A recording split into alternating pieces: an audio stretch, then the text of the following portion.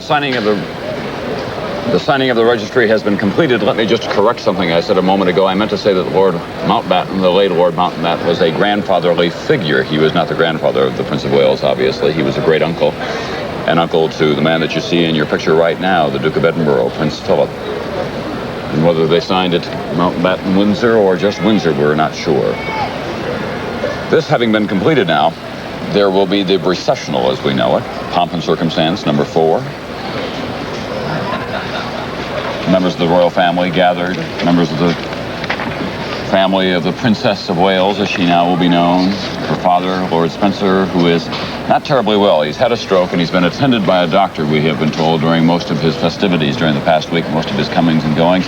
Although he escorted his daughter down the aisle today, smiling, nodding, as fathers of brides do all over the world in far different circumstances. The brightly flowered hat belongs to Princess Anne. Mark Phillips at her side. In peach is Princess Margaret. And here now, the Prince and Princess of Wales. With her veil pulled back for the first time. A magnificent bouquet to match that extraordinary dress. Very princess dress.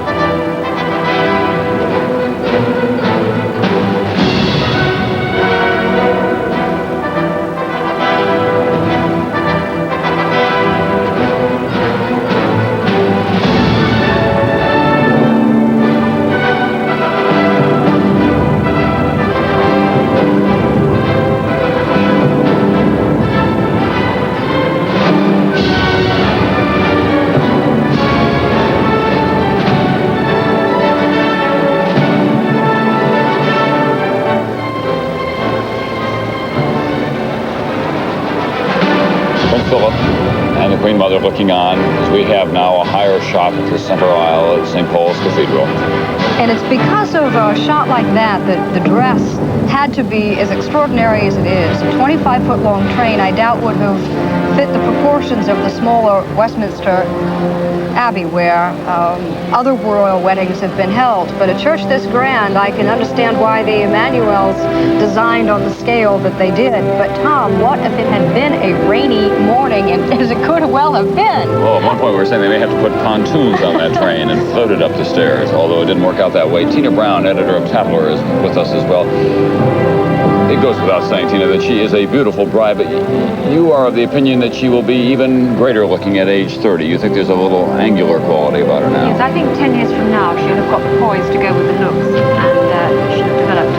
That's her father there with Queen Elizabeth, of course. Robert Lacey.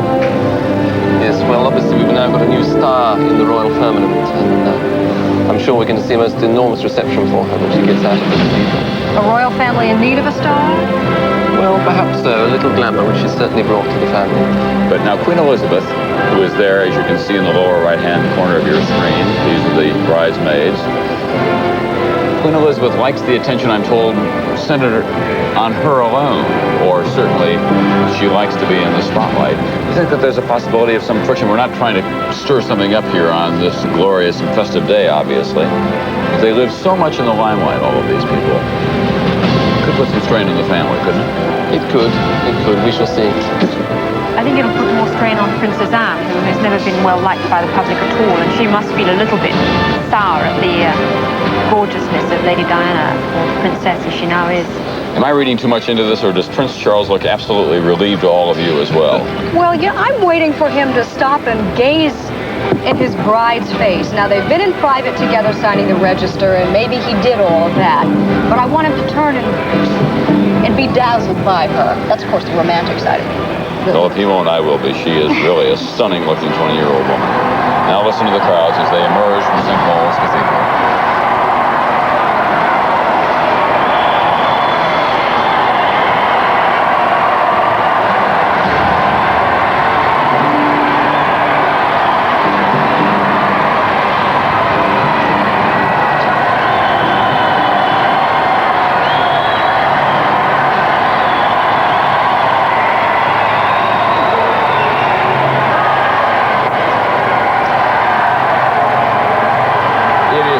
Exceptional scene. It has been an extraordinary morning, and yet there is about it an anachronistic quality. This country, so troubled by economic and political difficulties, now pulls itself together on this one national holiday to remind us of its glorious past, to present to us, as no other country that I know of in the world can, the pageantry, the color, the magnificence of it all. These two young people, he without real duties in life except to play the part of Prince of Wales, heir to the throne of England, a constitutional monarch.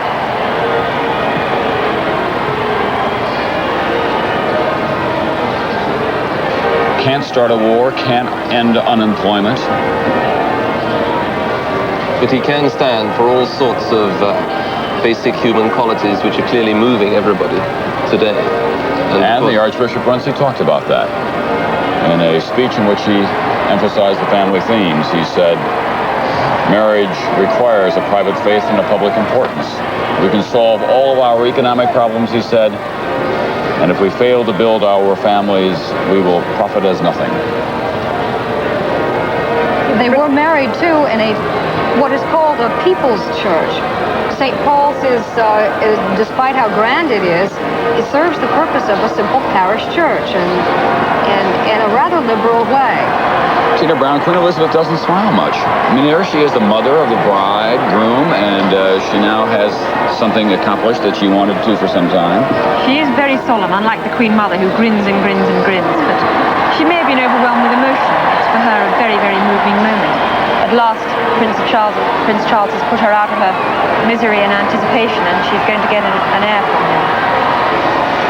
I guess when you are the Prince of Wales and you're in your Navy commander's uniform and you're being pulled by 4 white horses in a state landau, you cannot put your arm around the bride. Is that part of the rule? I mean, everything is quite formal here. There is not anything that's given over to informality.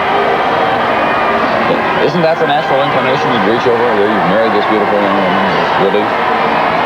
I think so, but this royal family are bred from the moment they are born, the moment they see their first photographer's camera, to suppress their emotions and to put on a public face. It must be very difficult for him to experience this as a personal occasion rather than just as another public one.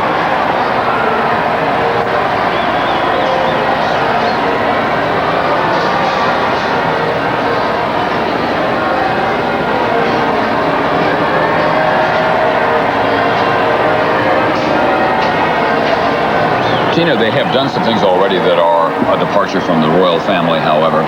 Those wedding photographs that we saw from Lord Snowdon, some of the official portraits in which they were in open-collared shirts, matching kind of blue cotton shirts, she with her arms around him. Do you think that we'll see more of that from the Prince and Princess of Wales, a kind of contemporary look about Yes, I their do. part in the royal family? I think Lady Diana has done a great deal, in fact, to update Prince Charles' image, which seems to me prematurely middle-aged for a man in his early 30s. And I think they will freshen up the royal look while maintaining the traditional virtues. I think that the nation does look to the royal family to be the model for family life all over the country. That was Mrs. Shan Kidd there, the mother of the bride. She is divorced from Diana's father, Earl Spencer. Robert Lacey, did you hear Germaine Greer in describing one of the photographs where Lady Diana has her arm around the prince's neck as liberatingly sexually aggressive. Now, what kind of a role can she play? Prince Charles, by reputation, doesn't really allow too much interference with his image as the regal personage, does he? No, I think we saw this last night when the young couple were interviewed. Prince Charles very clearly called the tune. He answered all the questions first, and he left very little role indeed to his wife. And I honestly can't see that changing enormously in the future, although many people hope that it might. She teased him a little bit, though, when asked if he had helped her through this media barrage, and she said yes, that he had been a tower of strength, and speaking rather facetiously. But then she added, well, I have to say that, don't I, because I'm sitting with you. She spoke up, we all thought rather humorously at a garden party the other day, and then didn't have much to say after that. There was some speculation that maybe the palace officials had said to her, maybe you shouldn't speak out quite as much. I got the impression she was very much on her best behaviour in the interview, and I thought it was a shame because it killed her natural spontaneity. I want to be a good wife was not the sort of remark we expect now from Lady Diana with her bursts of amusing remarks and her gaiety. We may be seeing a new Diana, though, Tina, mightn't we? I couldn't help but reading one of the articles in your magazine, Tatler, of which you're the editor. Something about the mystique of the bride. The bride changes after the wedding. Maybe comes into her own a bit, but we might never see that fresh, spontaneous teenage Diana again. I very much hope they won't suppress it entirely, because I think that's what has endeared her to the English people. And the Queen Mother has managed to retain her sparkle. She's always been a very warm and straightforward woman. Let's watch now as they make their way back to Buckingham Palace through their loyal subjects and a good many tourists, including a good many from the United States who are gathered here as well.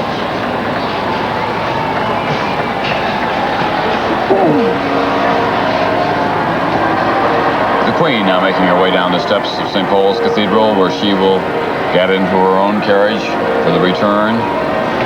The Earl of Spencer is being assisted. He is not, as we say, entirely well. He's suffered a stroke. This has been a very trying time for him, I'm sure. He will ride with Queen Elizabeth back.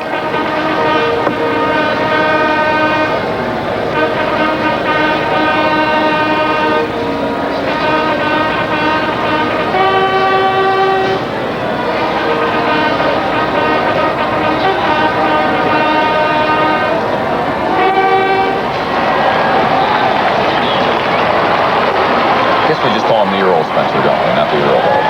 The Earl Spencer. Or Lord Spencer.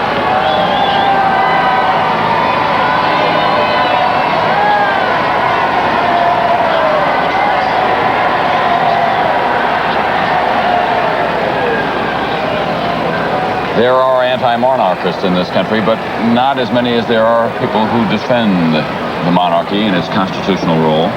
There were some anti-monarchy parties, in fact, organized for the day. One of them said that if you mention the wedding in any form or fashion, listen to any radio, you'd be thrown off the tour. And in fact, most of the anti-monarchist parties seem to have taken boats and gone to France, where, of course, there's a new socialist government. I'm very pleased to see.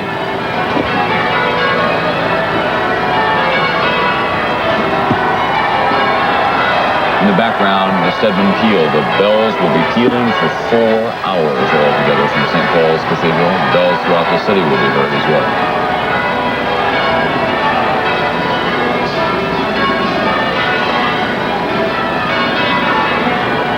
They're making this trip a little faster, aren't they, Tom? At this point, isn't the carriage being pulled not at a walk but a trot? But it will slow down as they approach Buckingham Palace so that the Queen's carriage can catch up with it and they can arrive at about the same time at Buckingham Palace. That's probably another, 10, 15 minutes away then. There are the bells of St. Paul's.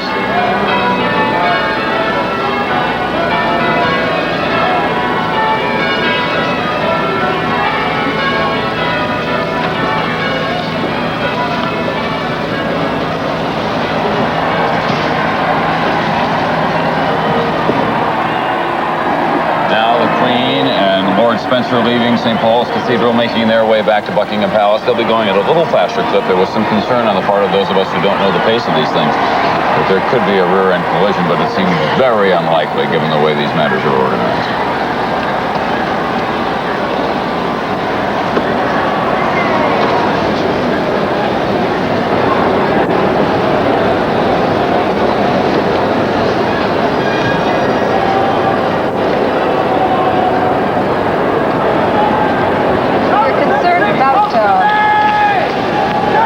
not the wedding dress will be available in your store if you're planning a wedding, though I can't imagine including the 25-foot train. There is a Welsh company that claims it will have copies on ready for sale Wednesday afternoon. That's today, and the price would be £250, which in American dollars would be the equivalent of about $467. I don't think it will be a real good copy. The price of the Emmanuel's design, of course, is not really known. Nobody's showing around the bill for this or any other aspect of the wedding, but some say it was perhaps £20,000, and that is, what, $35,000? $40,000.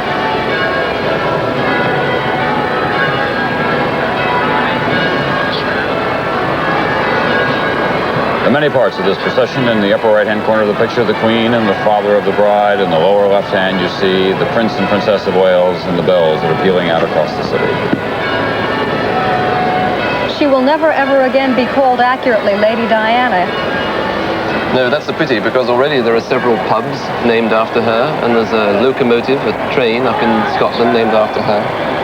And of course she's already in Madame Tussauds as a waxwork for people to look at.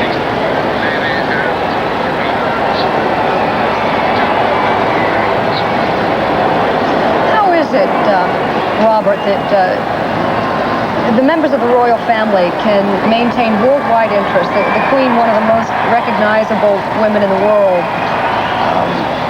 When other celebrities, other mere commoners, the film stars and so forth, have lifespans of a few years, they go on and on. How do they sustain that? I think obviously a lot of their appeal comes from the institution that they occupy, which gives them enormous stature and glamour. Also, I think they do have some of the qualities of film stars. They're very good at appearing in front of the camera. But basically underneath it, they remain ordinary people in some way. Their job is to be an ordinary person. And it's that basic humanity, I think, which gives them some sort of eternal life, almost. And the fact that you were saying Prince Charles no doubt went jogging this morning. That's it, precisely. And the fact that people know that the Queen, who's riding in the carriage, is just a mother of four in many ways, who likes her dogs and escaping to the country for walks. Tina Brown, the editor of Tatler. We are now looking at Prince Philip and Mrs. Sean Kidd, the mother. Sean Kidd was really very adventurous in her own day for leaving Lord Spencer at all. There was enormous pressure on her to stay married, but she did leave for Peter Sean Kidd, who she fell madly in love with.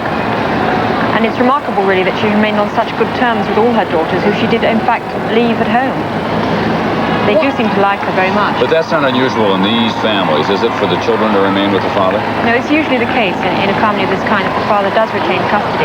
Because he retains custody of the title and the estate and so forth? That's right, yes. Yes, there was a very bitter wrangle for custody, but eventually the father did win, and they were brought up at Park House, where the father lived.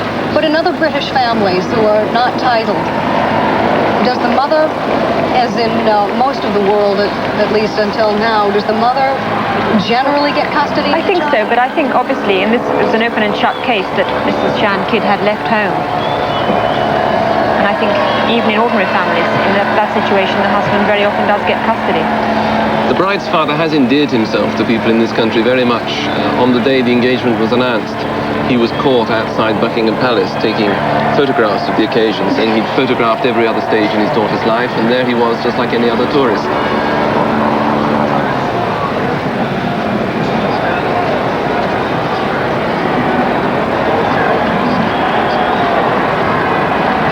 I think Lady Diana's parents' divorce in many ways has helped her develop a certain amount of toughness and maturity in her royal role. After that traumatic divorce, though, Tina, was she able to have a happy home life? I think she was happy, but I think that she was always aware of the tension between her parents, and she didn't greatly care for her stepmother, Reine.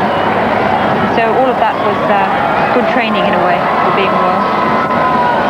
Trafalgar Square, the Prince and Princess of Wales entering one of the most familiar landmarks in this great city of London, which is filled with so many familiar sights.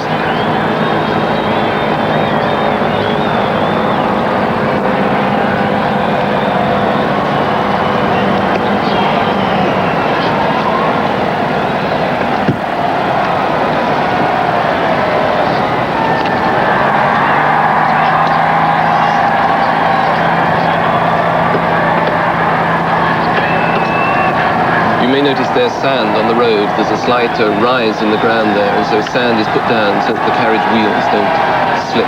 Because these are very heavy, these ancient carriages the horses are pulling.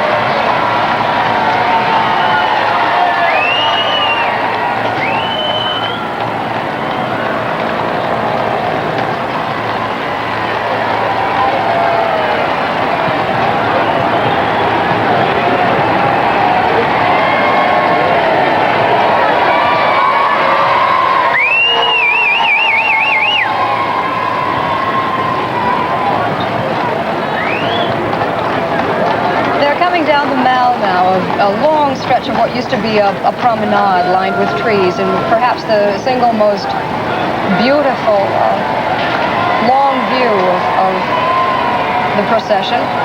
And they're getting a little closer to us, and I think that the people who've been patiently waiting here with earphones and some battery-powered televisions applauding when the prince said, "I will," and cheering again when Lady Diana said, "I will get their first glimpse of Man in White. They are just passing the spot where a few weeks ago a man came out from the crowd and fired 5 blank shots at Her Majesty. Security has been a major concern. This is a troubled country, both domestically and in terms of its foreign relations. As you know, there has been terrorism in Northern Ireland as well.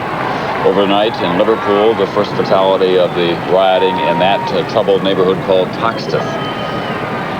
One of the newspapers described the trouble in Toxteth last night, Tom, as a battle royal. Well, it is some juxtaposition. The economic difficulties of this country played out against the backdrop of this pageantry. And yet in poll after poll, after survey, a vast majority of the people of Great Britain saying that they thought that the cost of the monarchy was worth it. Most of them saying as well that they thought the expense of this day would be worth it as well. Tom, we here in Great Britain and, of course, at home in America aren't the only seeing this. I think something like 60 countries will be getting the coverage, including Yugoslavia, and 6 different television networks from Japan are all carrying the wedding this morning. 70 million Japanese expected to watch.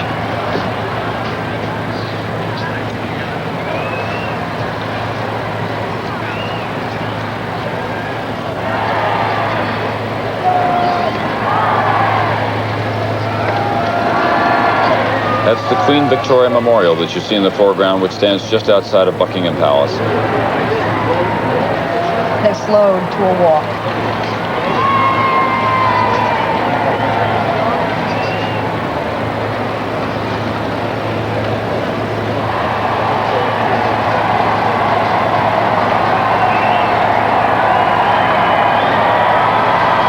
The Queen's carriage, meanwhile, is still being pulled at a trot, so they will catch up.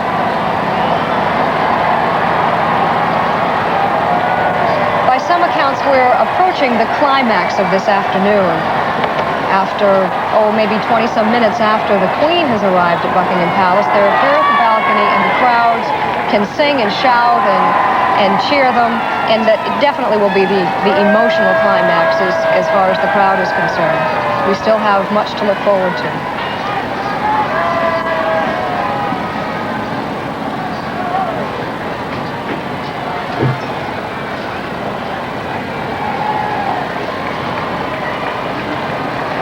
I must say I'd like to see him whisper something in her ear. A small gesture of endearment of one kind or another.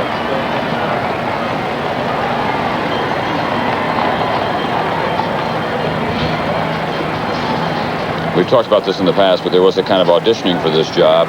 As Tina Brown, the editor of Tatler, pointed out at one point, she decided that she was right for the job and then slowly probably began to fall in love with her as well, wouldn't you say? I think it did rather happen in that order. I think her qualifications were wonderful.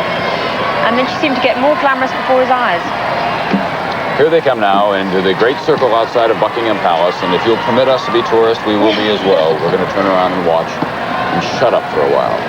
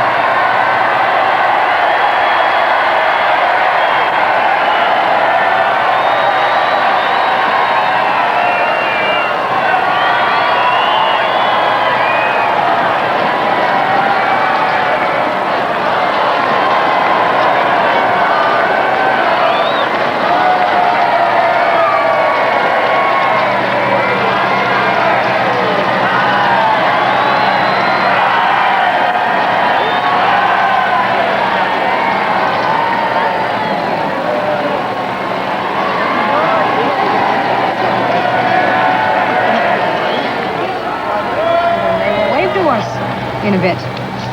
Well, not just to us, but probably a few others. I thought the crowd was a little restrained here, as a matter of fact. I really thought it would be more of a huzzah, if you will. Maybe only on our side, Tom. They were passing around the other side of the Victoria Memorial. Am I making excuses for poor showing? No, I don't think so. I'm glad we didn't have to say anything. It rather brought a lump to my throat as they appeared, the cheering swell. Well, I talk about that a little more. You're British. We British don't talk about our emotions. You should know that. Tina, were you moved as well when you saw them? I was very moved, yes. I thought it was incredibly touching. And they're such a likeable couple. They really are. This is the forecourt of the Buckingham Palace. And really a very, very rare photograph indeed. I think it's the first time they've allowed cameras actually inside the forecourt of Buckingham Palace to see the members of the royal family leaving the procession one by one. We should get some very good views now.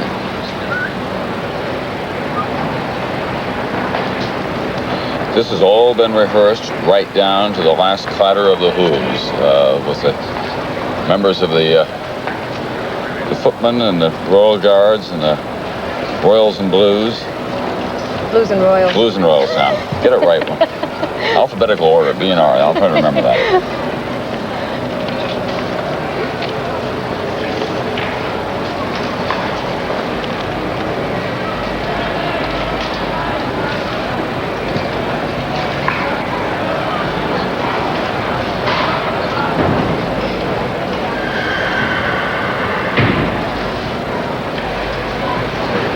His training, for all of his reputation as an action man, the Prince of Wales does not know what to do with a 20-foot train, and I don't blame him.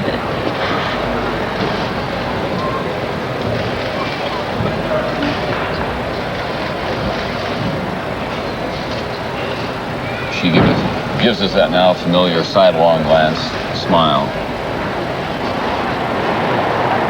And now they will be in Buckingham Palace for about an hour or so, pulling themselves together as the Queen arrives with her father, Lord Spencer. The procession will gather at Buckingham Palace. Once they're in there, as I say, they will make an appearance on the balcony. That very familiar royal greeting. We'll have more coverage, of course, of all of the activities here from Buckingham Palace and the route. The royal wedding continues on NBC.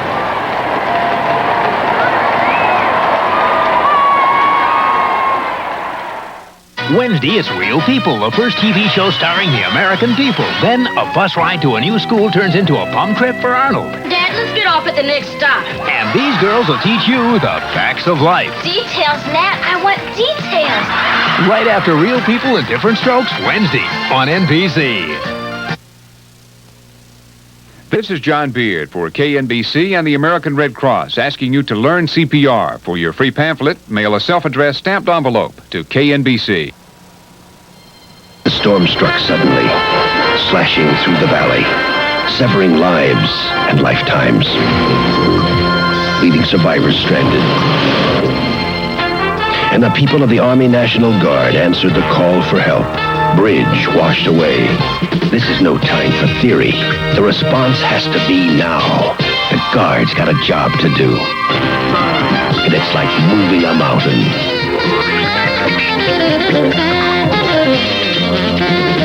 Using minds and muscles to bridge the danger. Reaching out with hammers and steel to help. That's the Army National Guard. And it's people who want to move mountains.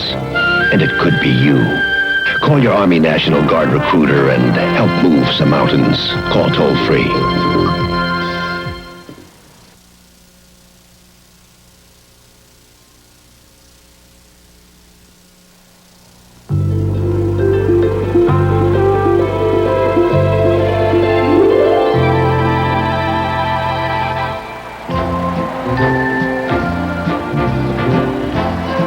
Good morning, everyone, and welcome now to our continuing NBC News coverage of the royal wedding. You are looking at the mother of the bride and the mother of the bridegroom, the mother of the bridegroom and the father of the bride. I'll get it right sooner or later. That's Queen Elizabeth and Lord Spencer entering Buckingham Palace. The marriage ceremony has been completed. Prince Charles has taken a bride. The princess and the Prince of Wales. Now inside Buckingham Palace, I'm Tom Brokaw here with Jane Pauley, also with Robert Lacey, author of Majesty, one of our guest commentators, an expert on the royal family, a well-known London journalist, as is my colleague on my left over here, Tina Brown, who's the editor of Tatler. We have watched this magnificent ceremony this morning at St. Paul's Cathedral. Procession now arriving back at Buckingham Palace, where they'll be appearing before too long, we think, on the balcony overlooking this crowd that is assembled in front of the palace and has been here most of the night. So far, the ceremonies have gone without a hitch. Well, one hitch. One small, change of names around a little bit. Not bad, actually, when you think about it. No weather problems, and most important of all, no security problems thus far. A vast relief to all the people who have been worried about that. With the various members of the royal family, the crowned heads of Europe, and the heads of state and government. Now coming into the forecourt of Buckingham Palace, you very seldom have an opportunity to see this. So far as we know, Tina Brown, that has never appeared on television in your country, certainly or around the world, has it? It's an absolute first. It shows that the royal family are more receptive to the media than they've ever been. Queen Elizabeth, the mother of the Prince of Wales, Lord Spencer, the father of the Princess of Wales, now arriving. We were guessing earlier, listening to the carriages arrive here at Buckingham Palace, and it was the consensus among us that Queen Elizabeth got the larger ovation, that maybe the Queen Mum, Elizabeth, the Queen Mother, might have received a larger ovation herself than Prince Charles and Lady Diana. She has smiled only sparingly today, however, Queen Elizabeth. Quite somber. Mothers are always emotional at these occasions, Tom. She's given her son away, and that's... Well, not only that, but there's a good deal to be worried about in terms of all the ceremony and the ritual that goes along with it. And she had a lot of help, of course, in that she didn't have to be up all night baking the cake or anything, but the fact of the matter is that there has been a lot of attention paid to every detail of all of this. We're back. We're just outside of Buckingham Palace. That is the picture across the street, and you will see them emerge and appear in a balcony there before too long. The new Prince and Princess of Wales. He's 32 years old. She's 20. They are the best-known bride and groom, probably of this century, given the kind of audience that they have had watching today. Estimates from the BBC go as high as 800 million altogether. And certainly they will be among the best-known in the future years of the century as well. The Queen Mother, who has been tutoring the Princess of Wales at Clarence House, very nearby here for the past several months since the royal engagement was announced. Other members of the royal family now gathering, members of Lady Diana Spencer's family, formerly Lady Diana Spencer, Princess of Wales. Lady Diana is no stranger here, Tom, at all, and has known the Queen Mum especially. Both of her grandmothers served the Queen in some capacity, as did four of her great aunts. So there was a long, long connection with the Windsor family and the Spencers. In fact, as a little girl growing up in the estate next to Sandringham, Lady Diana then used to call Queen Elizabeth Aunt Lilibet. She was, in fact, also at the royal picnic at Balmoral when they heard the news that Mountbatten had been assassinated. So she was there that day. Which is a great tragedy in the family. That was Lord Mountbatten, who is the great uncle of the Prince of Wales and a very favorite relative of his. They'll be going, in fact, to his estate tonight, Broadlands, for their honeymoon. We'll have continuing coverage, as we say, of all of the festivities surrounding the royal marriage of His Royal Highness, Prince of Wales, to now the Princess of Wales. We'll be back right after this message.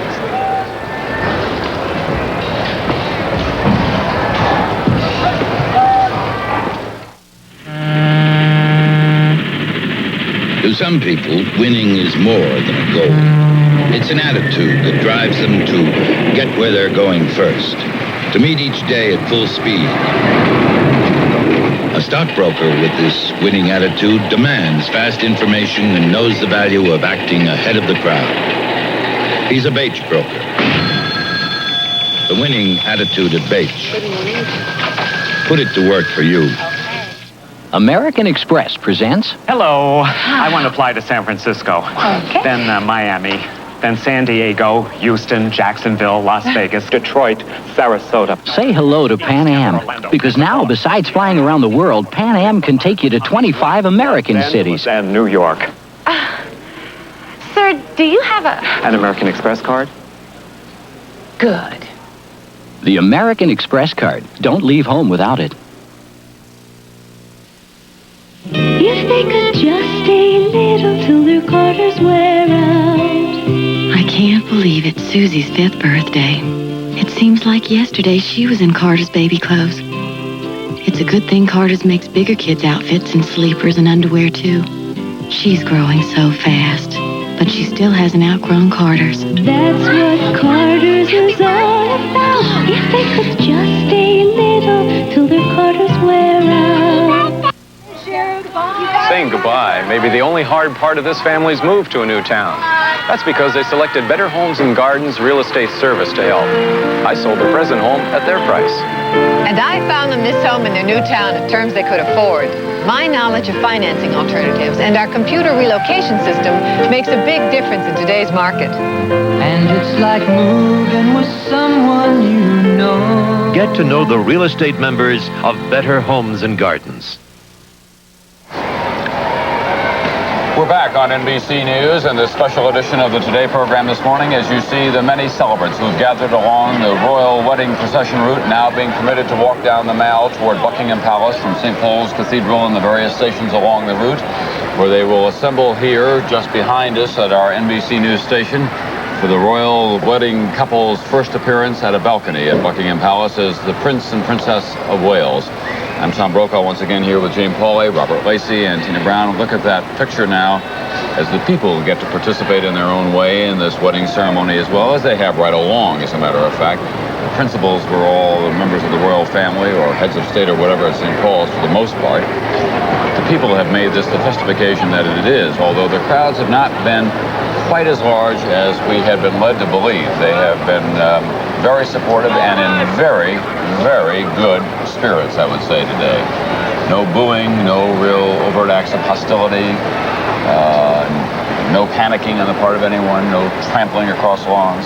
I don't think the British have ever quite got over the Blitz. They just adore that sort of crowd scene. They love discomfort. They love bringing their bedrolls, queuing, sleeping out in the cold. Sleeping out in the cold. The more unpleasant the conditions, the more they adore it. Inside Buckingham Palace right now, as you would have on any other wedding day, the photographs are being taken. In this case, it's probably not Emma with the Polaroid that won't work, however, or Uncle Charlie with his 1948 Kodak Instamatic or whatever. As a matter of fact, they have a whole retinue of photographers, including a member of the royal family who has taken many of these. That's Lord Snowdon, of course, and many of the photographs that we have been seeing here in recent days of this very handsome couple. Tom, we've spoken about all of this pageantry and the horse-drawn carriages and palaces and so forth being a bit of an anachronism. That this has been a criticism before. During the investiture of Prince Charles in 1969, for instance, the comeback to that was that the audience ratings on television for the investiture, which happened about 3 weeks before the astronauts landed on the moon, drew a comparable size of audience as the moon landing, but it only cost the British £200,000 to put on, while it cost the Americans £10 million to put a man on the moon and get that kind of ratings. Guess who we have in Trafalgar Square? Our man in Trafalgar Square, and that's Willard Scott, of course, whose ancestors come from Great Britain. Willard, how are you? Thomas, I have enjoyed this immensely. You know, I love a wedding, and this has been superb. And as you pointed out, the crowds have been so beautiful. Over there, you see St. Martin's in the Fields. I'm sure you hear the bells. They will continue to ring for a couple of hours now. And Basil the pigeon. You remember Basil? He was the pigeon that was loose in St. Paul's. Well, a happy report, the Humane Society got him down with a cardboard box, a net, and a buttered bun. I do the same thing right now for the same 3 items. Back to you all. The item is... We're back. I was just trying to get repaired one little piece of audio equipment here. To bring you right up to date, the wedding went off right on schedule, 11 a.m. London time, right straight through until noon. As we were saying just a few moments ago, Charles has lots of names, and actually what Diana was able to do was change around a couple of the middle of them, but that was the only minor small hitch in the whole ceremony. Everybody looked well, as they say, in the wedding dress. I think maybe exceeded all the fantasies of everyone who looked forward to seeing it. But every time Lady Diana does something human, the British only love her more. Whether she weeps a little bit at a polo match or stumbles over her husband's name, it only proves that she is, after all, human, and they love it. And he is 32 years old after all, and they seize on every moment of sense of humor that he shows, or every time he seems to be just one of the guys. He'll never be one of those, of course, but nonetheless, it is time that we treat them as people as well as these little tiny figures and ceremonies and carriages going down the procession route. We'll have more on our coverage. This is the Royal Wedding on NBC.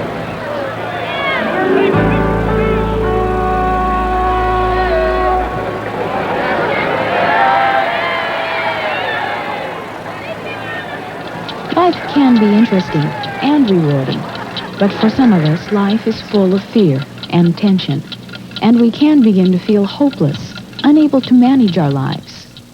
But there is a way to become less tense, less fearful. Recovery Incorporated. It's a program that offers mental health by helping you to help yourself. Give your local chapter a call. Recovery Incorporated. We've been helping people get well since 1937. Summertime means barbecue time, and that, of course, means Safeway. From juicy steaks that are really lean to as tender a chicken as you've ever seen makes Safeway your barbecue store. And there's one more thing that you should know. Safeway prices are really low, so get low prices when you're barbecue shopping and get that barbecue a-hoppin'. Make Safeway your barbecue store. Check out Safeway's low prices now, you hear?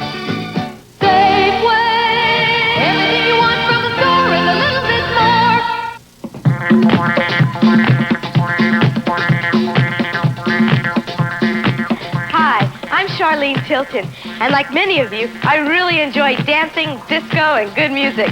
But while you're having all this fun, remember your ears. That's right, your ears. The ear is a very delicate and sensitive instrument, so don't expose your ears to loud sounds or you'll endanger your hearing. And don't stick your head in between two earphones and push the blast-off button. The only thing you'll blast off is your hearing. If you can't avoid noise, wear hearing protection. If you've already suffered hearing loss, you can be helped medically, surgically, with hearing aids, or through rehabilitation. To get free information on hearing protection or to learn about hearing help in your area, call toll-free Hearing Helpline 800-424-8576 or write Hearing Box 1840, Washington, D.C. 20013. You should hear what you're missing.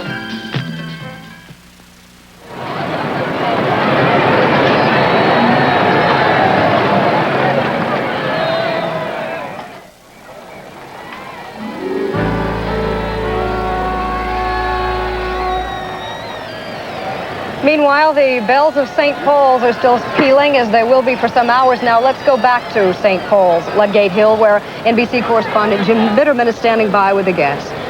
Jane, I'm here with the beadle of our building, which I've discovered in London terms and British terms means the porter of the building, Tom Drake. 81 years old, born in 1900. Is that right, Tom? Quite correct, sir. And you've lived under 6 monarchs, is that right? 6 monarchs, quite correct, sir. Which ones have you actually seen? Well, Edward VII,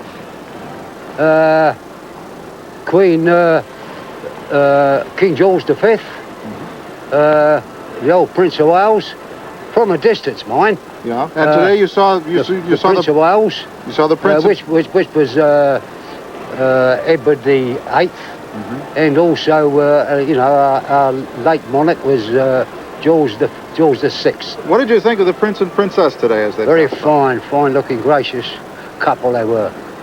As a citizen of England, what does it take to make a good monarch? Oh, well, be amongst one of the people. You know, they mix around with people the best they can, the best of their abilities. Who was make themselves most popular. Who was your favorite? Well, I think the old Duke of Windsor. What qualities made him the best? Well, I don't know. Even when he was reigning in the 30s, he was, mixed around in the mining areas. I didn't see him down there, but I read about him. He used to get around and all over the world. He was a bit of our ambassador. Went on the battleship, the Renowned. All that kind of things. It was pretty grim in England at that time. Very grim. So how do you think this new Prince and Princess will do? What if they become King and Queen? How do you think they'll do? I think he'll make a good monarch because he's a little bit more experienced than those of the past. He's got mixed more around the people, and opened his eyes, especially Charles. You know, he's been around amongst the people and different places he's been in. He gets more or less gets experience, so that should make a good money. Yep, and now he's got a good wife with him. Well, I say he has a nice, charming partner, young, with all her life in front of her. Okay, Tom, thank you very much. Back to Tom Brokaw at Buckingham Palace. Thank you, Jim. And I have with me the Chancellor of NBC News, John Chancellor, who has been watching all of this with great interest, both out in the crowds and on television here this morning. It was an exceptional service, didn't you think, at St. Paul's? I thought it was just absolutely sensational, Tom. I was driven inside to watch it on television. The BBC put out such beautiful pictures. It's just wonderful. Now we're seeing some of the crowds as they're being permitted to come down the Mall, John, and they'll be gathering at Buckingham Palace. They're holding them back now. Some did break free. But tell me some more about what you thought. Now, love is Charlie and Di. The Archbishop of Canterbury made a great point of stressing family values during his address. I thought it was interesting that he said this is the stuff of fairy tales, because it really was, and that was one of the images that went out today. As you saw the pictures along the Mall, as you saw the pictures in the church, as you saw the people in the carriages, in our culture, we've all grown up with princes and princesses and carriages and trains, and it just seems to me that we saw that today in real life. I was quite taken with it. I think there's more to it than that, however, Tom. I couldn't help thinking that at a time when Britain's influence is diminishing in the world, that the pageantry and the color that we saw here today are at least a reminder that the British know how to do it in an English church to English music. All the heads of state and government that we saw in the church today, the visiting royalty, must have got that message, a signal of the grandeur of Britain and its monarchy. Not to mention the pictures that went out to 700 million people in the world, ranging from Park Avenue apartments to grass shacks somewhere. Many of them drew some lessons about the grandeur of British history. And at a time of diminished British influence at home, of high unemployment and some rioting in the future in the cities and some great uncertainty, it seems to me that today's images of Britain, the celebrations and the very genuine outpouring of affection we see, comes as a tonic to the British people at a time when the British people can use a tonic. Further, it's not bad for business, this royal wedding. It comes at the peak of the tourist season, and we have to admit that going to St. Paul's to get married is a bigger show than going to Westminster Abbey. And it doesn't stop today. The wedding presents, I note, will be on display in London for the tourists next month. I have a theory about all this. It may be that as Rule Britannia means less in the world, God Save the Queen means more at home. With all of this country's problems, it may be that the British people want to hang on to their splendid monarchy and possibly to intensify it. Tom, I suspect we'll have more of this pageantry. Prince Andrew's wedding may, in fact, be held at Windsor Castle. But beyond that, the Queen may very well abdicate in favor of the Prince. And in a few years, on a bright summer's day, we may be back here covering a coronation. It does continue to puzzle me that if they can do all of this so well, why they can't address themselves to their internal problems that they have as well. And because they have modernized the monarchy in such a splendid fashion. They have taken it right along. And adapted it to the 20th century technology. Look at the television. Electronic age, absolutely. And perhaps they'll learn the lessons from that and adapt their economy to it as well. We're going to show you some more pictures now of what is going on here at Buckingham Palace, where all of London seems to be gathering. Great rivers of people converging on Buckingham Palace. The Queen Victoria Monument directly in front of it, because it is there that the royal family, this celebrated young couple, the Prince and Princess of Wales, will make their first appearance after having returned to the traditional home of the monarchy, Buckingham Palace. Everybody seems to be very well behaved, John. There's very little rowdyism. People are moving along at a steady gait. That's no right. one pushing and shoving, trampling to get in. Enormous amount of people gathered here. It is a scene that is fraught with potential danger, and yet none of that has happened. We're all grateful to know. They had 500,000 people in Hyde Park last night, and about 900 were treated for first aid problems, which is not a high percentage, and it was done instantly and swiftly and well. The past and the present and the future coming together at Buckingham Palace. We'll continue our coverage. We'll be back right after this message.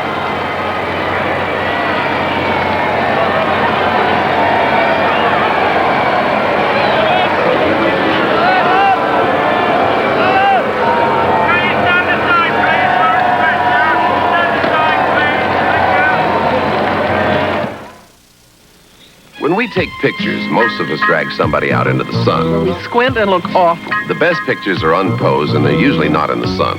So we waste a shot. But now, you don't have to worry where the sun is. What's that? A piece of the sun. I didn't know you were that tall. Here, hold this. Ooh, Tinkerbell. This is Polaroid's new sun camera, a whole new system with the fastest color print film made, 600 speed. But it needs one more thing to turn bad light into good pictures. Now what? Oh. There, a piece of the sun. Let's see you turn this bad light into a good picture. Sure, you use this on every shot. See, you've never been so sure of an instant picture. Beautiful. What's it do when the light isn't bad? Well, then it uses just enough of its own light to touch up the small shadows. See, mixing in our light can make any picture better. Amazing. But I can do that. Put that back. Why? Polaroid needs it. You've never been so sure. That's no way to treat a lady. For years, we've thought nylon panties with a cotton lining were a solution. Well, they're not. Nylon traps moisture and cotton stays damp, so when you put them together, that's no answer. Now there's you. You, the revolutionary new panty that lets moisture evaporate. You panties are made with Lita, a silky new fabric that breathes like your skin, so you stay cool and comfortable. You just started a revolution. On NBC Magazine, what brought James Cagney out of retirement? Then are Army recruiters making promises they can't keep? Also, the Patent Office ripoff. And then, gold leads to corruption. We gotta be rich! In a true tale of the rollicking Old West, Robert Hayes in California Gold Rush. NBC Magazine followed by California Gold Rush, Thursday on NBC. See Rodney Dangerfield and Jane Curtin on the Robert Klein Show. Then, everyone is talking about the Steve Allen Comedy Hour. Friday on NBC.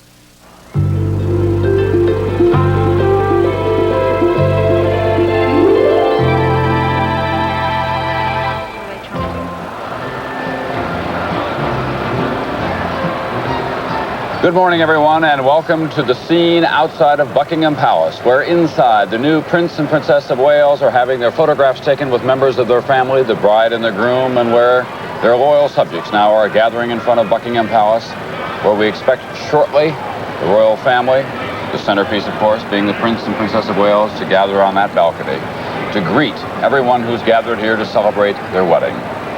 I'm Tom Brokaw with Jane Pauley, also with Tina Brown, who is the editor of Tatler, one of our expert commentators here, a crack journalist from London, and her colleague over here on my right as well, Robert Lacey, who was with us 4 years ago for the Silver Jubilee. So far, if you're just joining us, it has all gone without a hitch. The marriage ceremony was splendid. It was really inspiring for anyone looking in, however they feel about those kinds of ceremonies. The wedding dress was magnificent, and the crowds have been well behaved. There have been no security problems, and there have been no problems with the weather as well.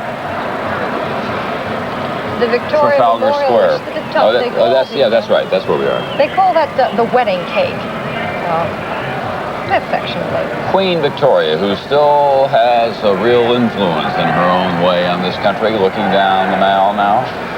She would be pleased with this day the way it's gone, wouldn't you say, Robert Lacey? I think she would be very pleased. You were saying earlier, Tom, that you thought it was a pity that the Queen hadn't been smiling more, perhaps, today. You just remind me that the sovereign on whom she models herself is, in fact, Queen Victoria, who was noted for not being amused.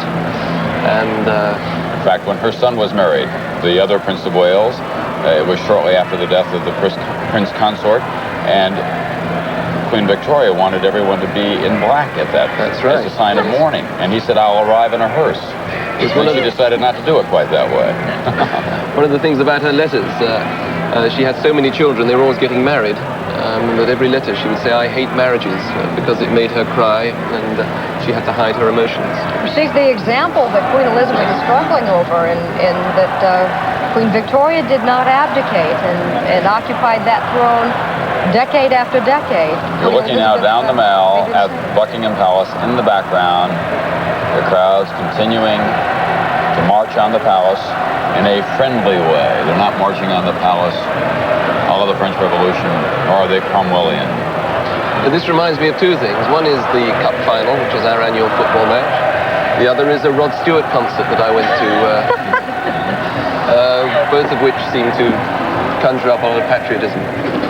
Robert Lacey, do you think the Palace would be real happy if you compared this to a Rod Stewart rock concert? Well, I think there's one person in there, Lady Diana, who might well understand what it's all about. I think Lady Diana would in fact much rather be at a Rod Stewart rock concert today. Would Prince Charles know who Rod Stewart was? I think he might think he was chairman of something for the disabled.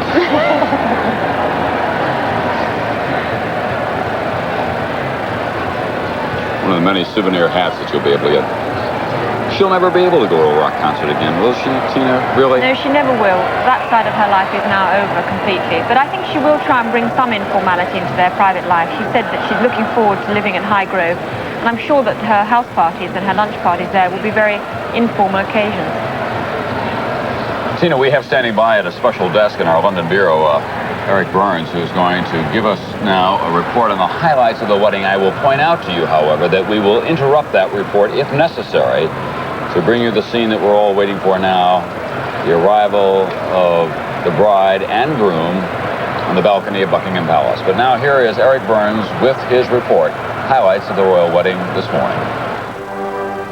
It wasn't one magnificent, elegant procession. It was four.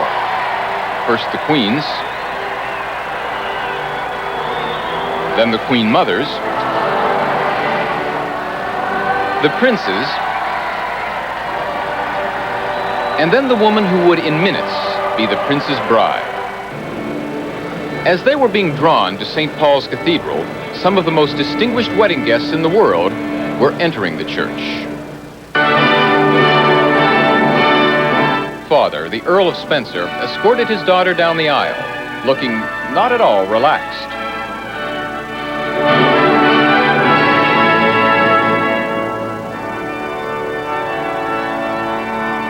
And then he, the royal family, and tens of millions of people all over the world watched and listened.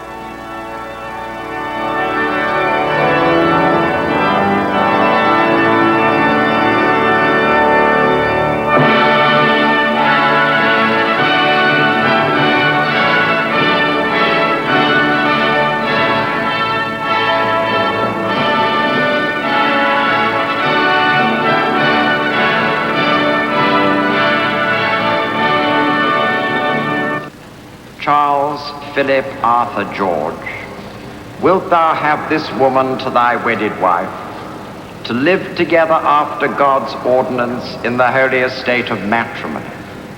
Wilt thou love her, comfort her, honor and keep her in sickness and in health, and forsaking all other, keep thee only unto her, so long as ye both shall live? I will.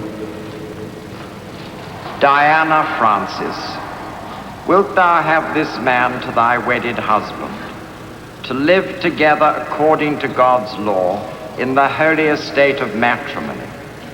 Wilt thou love him, comfort him, honor and keep him in sickness and in health, and forsaking all other, keep thee only unto him, so long as ye both shall live? I will. What they will do next is take a honeymoon cruise aboard the royal yacht, Britannia. For today, this is Eric Burns, NBC News, London. But before that, they have to appear at Buckingham Palace on the balcony. Well, actually, they don't have to. There is nothing written or even, I guess there's nothing requiring it at all. You but tell it is a that great crowd they're tradition. not going That's right. to. They will, of course, because it serves the monarchy well, too. It is part of the tradition. It is part of the relationship between the public of Great Britain and the members of the royal family. Princess Coverage of the royal wedding on NBC will continue in just a moment.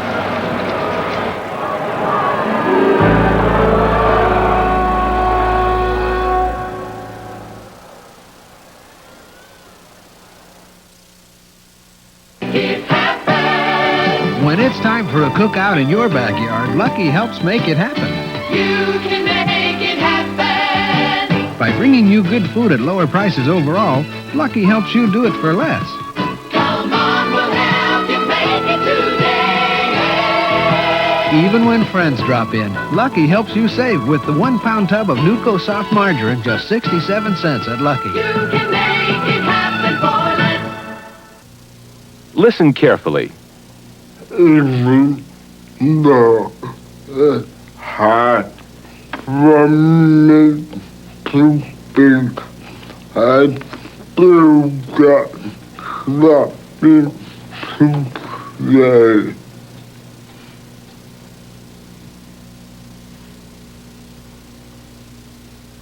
Free speech is a right. Listening is a responsibility. A con game. Look who's here. A smooth-talking con man looking for a new pigeon. Uh-oh, looks like he's found one. He's fixing a roof down the street, he tells Harry homeowner, and he just noticed that Harry's roof needs fixing too. Oh, sure, it's in bad shape. Just give me a small deposit, says he, and I'll be back this afternoon to do the job in a flash. But guess what happens? The con man splits with Harry's hard-earned cash and never comes back. Harry's been had by the old home improvement con game. Oh, there are other con games, too. The bank examiner, the pigeon drop, the phony building inspector. A lot of older people are victims of con games, but you don't have to be. You can learn how to spot the con artist in a free booklet from the American Association of Retired Persons.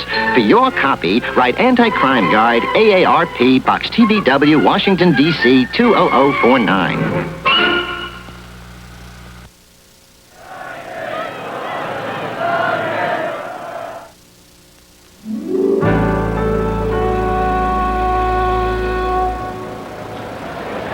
That is the balcony on which we expect the Prince and Princess of Wales to appear momentarily. They were joined in holy matrimony at St. Paul's Cathedral now about an hour and a half ago, by rough calculation. The crowds who line the procession of the royal ceremony and the royal procession have gathered here now in front of Buckingham Palace. It's hard to know just how many of them altogether. More than 500,000 by some estimates, up to 1 million by others. It'll be in, I guess, a matter of minutes, if not in a matter of seconds, but that is the traditional signal.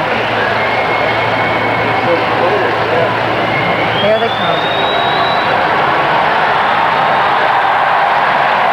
The Prince of Wales, his bride, the Princess of Wales, Diana Spencer.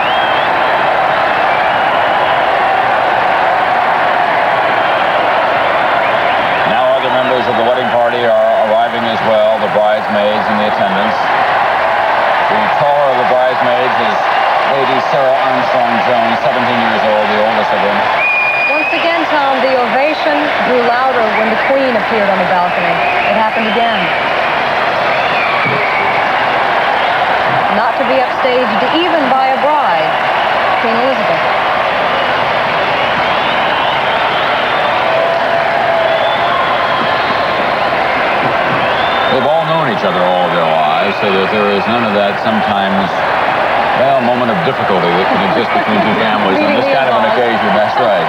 The in-laws.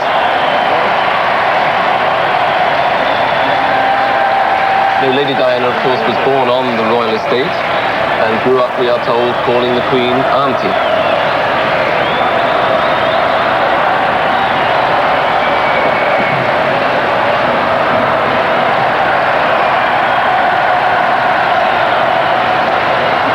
Time that we have seen them on television, at least, kind of exchanging knowing, loving looks.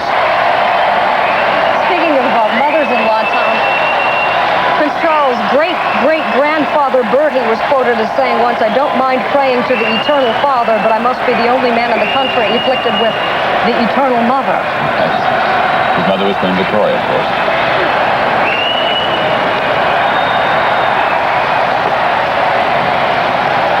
Prince Charles, Princess the Princess of Wales one day may be the king and queen of this country. He is the heir to the throne, and if they have a son, he would be in line of succession. If they have a daughter, would she be the heir presumptive? She would be the heir presumptive until a son was born, who would then become the heir apparent. There's the Queen Mother, who, of course, is such a popular figure. She had a small accident before the wedding. She barked her shin at an outing, and there was some great concern every day on the front pages of the paper, Tina Brown, about whether or not she would appear there. I think nothing would have kept the Queen Mother away. I think she would have had to have had both legs broken to have stayed away from this wedding.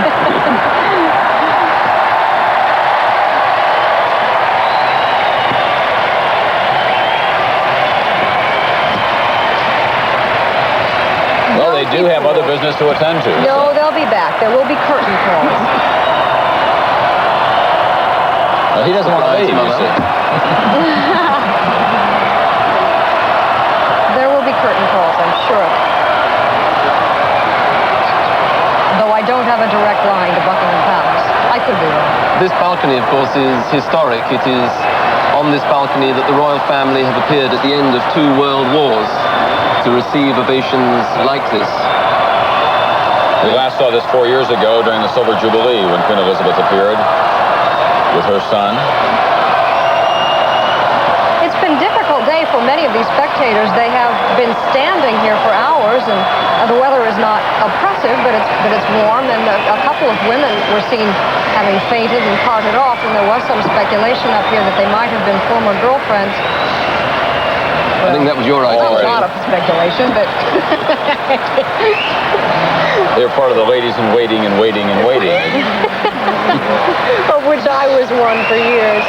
You were a great admirer of Prince Charles. I mean, you were kind of, in the best possible way, a kind of Prince Charles fan when you were growing up. Sure, I thought he was good looking even when he really wasn't. He's a sort of jolly laid now, isn't he, with his scar and his slightly sort of rakish look he's developing. All that will have to end, I suppose. I think it's attractive, too, a man, you call him the action man, and partially because, well, here they come.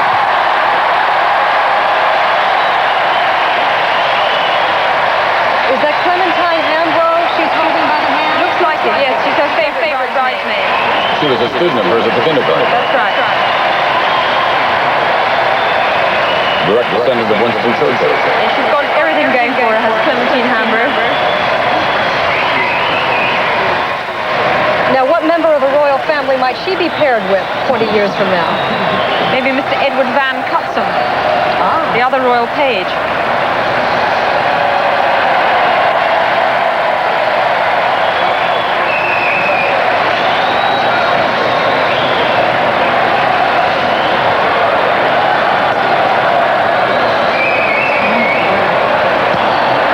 It's interesting to me, and I keep coming back to the reality of what is going to be the future of this country as well, about the role that he may take in that, Robert Lacey. He obviously cannot take a political or partisan position, but it does seem to me that he could take a more active role in the social problems of this country. He professes to be interested in that. Racial problems, economic problems, the problems of the inner city. He contributed an enormous amount of money, for example, to the troubled areas of Liverpool, didn't he? That's true. I think a lot of people would hope that with Lady Diana, he will move a little away from the fashionable charities and get involved more with racial minorities, that sort of thing. It's very interesting as we sit here that we can hear people calling, "We want the Queen." Right. Young people, too. One of the wedding presents they were given amongst the goblets and sapphires and so forth, the Greater Manchester Council gave them as a wedding present 3 engineering apprenticeships for unemployed youth, which struck me as a very appropriate gift to give a couple that has more than I could imagine everything could be defined as. The chanting, "We want the Queen," that you can hear in the background must be very reassuring to her today. She is, after all, the Queen of England, and she will be as long as she'd like to be, so long as she lives. That's it, and although they complain about the crowds, the day the crowds don't come outside Buckingham Palace, that will be the end of the monarchy. And you tell me they're not show people with these curtain calls.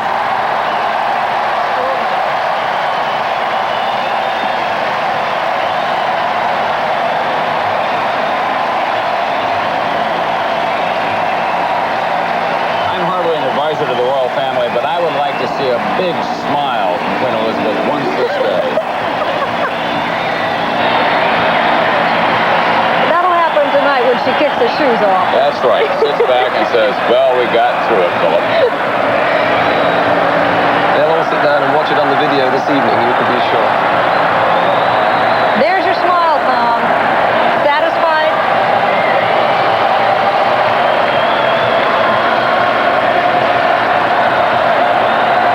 Now singing God Save the Queen.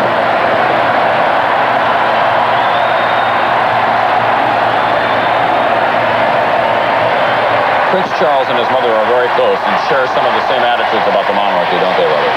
That's true, yes. And I myself don't think that she is going to abdicate, and I don't think that he wants her to. I think that as a young couple anyway, they'd like a long period of married life where they can bring up their children without the responsibilities of royal office.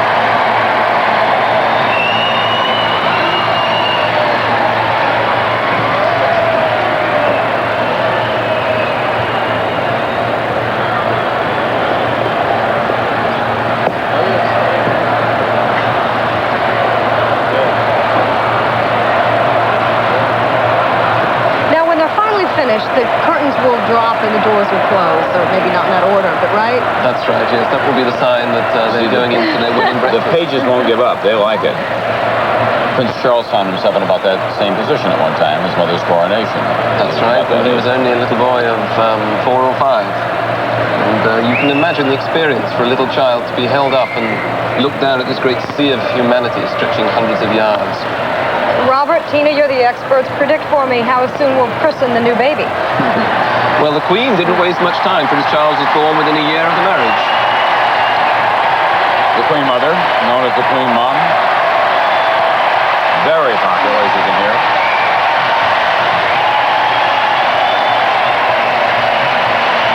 She has a lot of Lady Diana's natural star quality.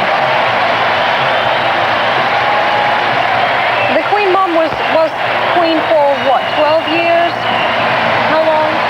That's about... Not long. 52, a little longer than that, actually, about 16 years, I think. But it wasn't the lifetime that her daughter, Queen Elizabeth, can expect. Scotland Yard gives us an official crowd estimate of 600,000.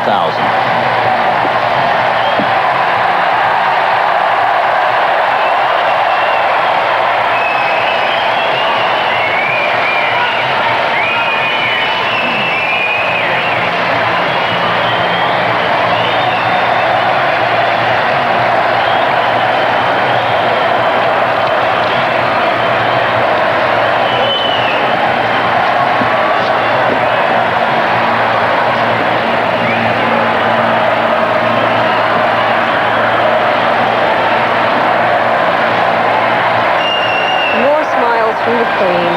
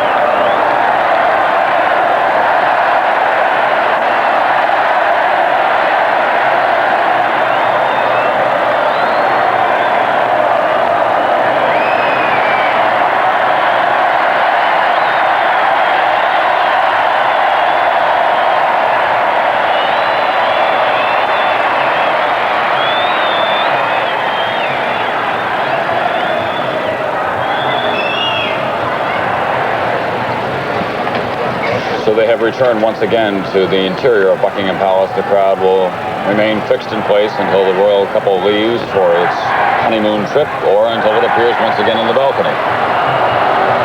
Now, they're now closing the doors, and they'll be dropping the curtain shortly because they have to get on with what they call a wedding breakfast here. Actually, the tradition began, I think, with Queen Victoria, who changed the time of royal weddings from the evening until the morning. She was the first to do that. So now they gather for a little luncheon of immediate family and very close friends. Of all the invitations of the past week or so, wouldn't you say this is the most coveted of them all, Tina? Yes, it is, but I think it really is immediate family. It would be the bride's father, stepmother, sisters, cousins. Wasn't there a couple of the girlfriends were attending, though? I think the flatmates got to that. They missed out on being bridesmaids, but I think they're at the reception. Well, no, there was one talk that the Sheffield and Guinness, who had been seen with the prince from time to time, were there as well. We'll have more coverage, of course, of this very festive day of the royal marriage of Royal Highness the Princess of Wales. What do we have going on? I have to check every roar of the crowd to make sure that we can go away. I think we can safely. We'll be back right after this message.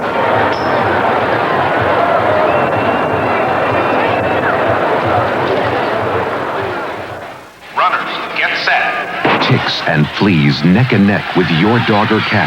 A race your pet must win. He needs the fast-acting Hearts 2-in-1 Plus collar. The first collar to kill fleas and ticks for up to 5 months. Its odorless ingredient won't vaporize, stays on your pet, and the Hearts collar works even when it gets wet. Let your dog or cat finish first and protect your home and family too. Get your pet the Hearts 2-in-1 Plus collar. Kills ticks and fleas for 5 months. I gotta get to a phone. Honey, take the kids and get on the plane. We'll stay right here. We're gonna make this vacation. Come on. 14, now boarding through gate 5. American Express Refund Center. We lost our traveler's checks. Don't run. They were gone. Where did you purchase your checks? Where's Dad? That's it? A full refund? Thanks. The majority of people who call American Express have a full refund approved within 12 minutes. So ask for American Express by name. Looking for someone?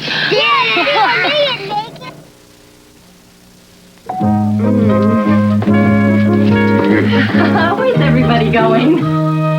Shower to shower each day helps keep odor away.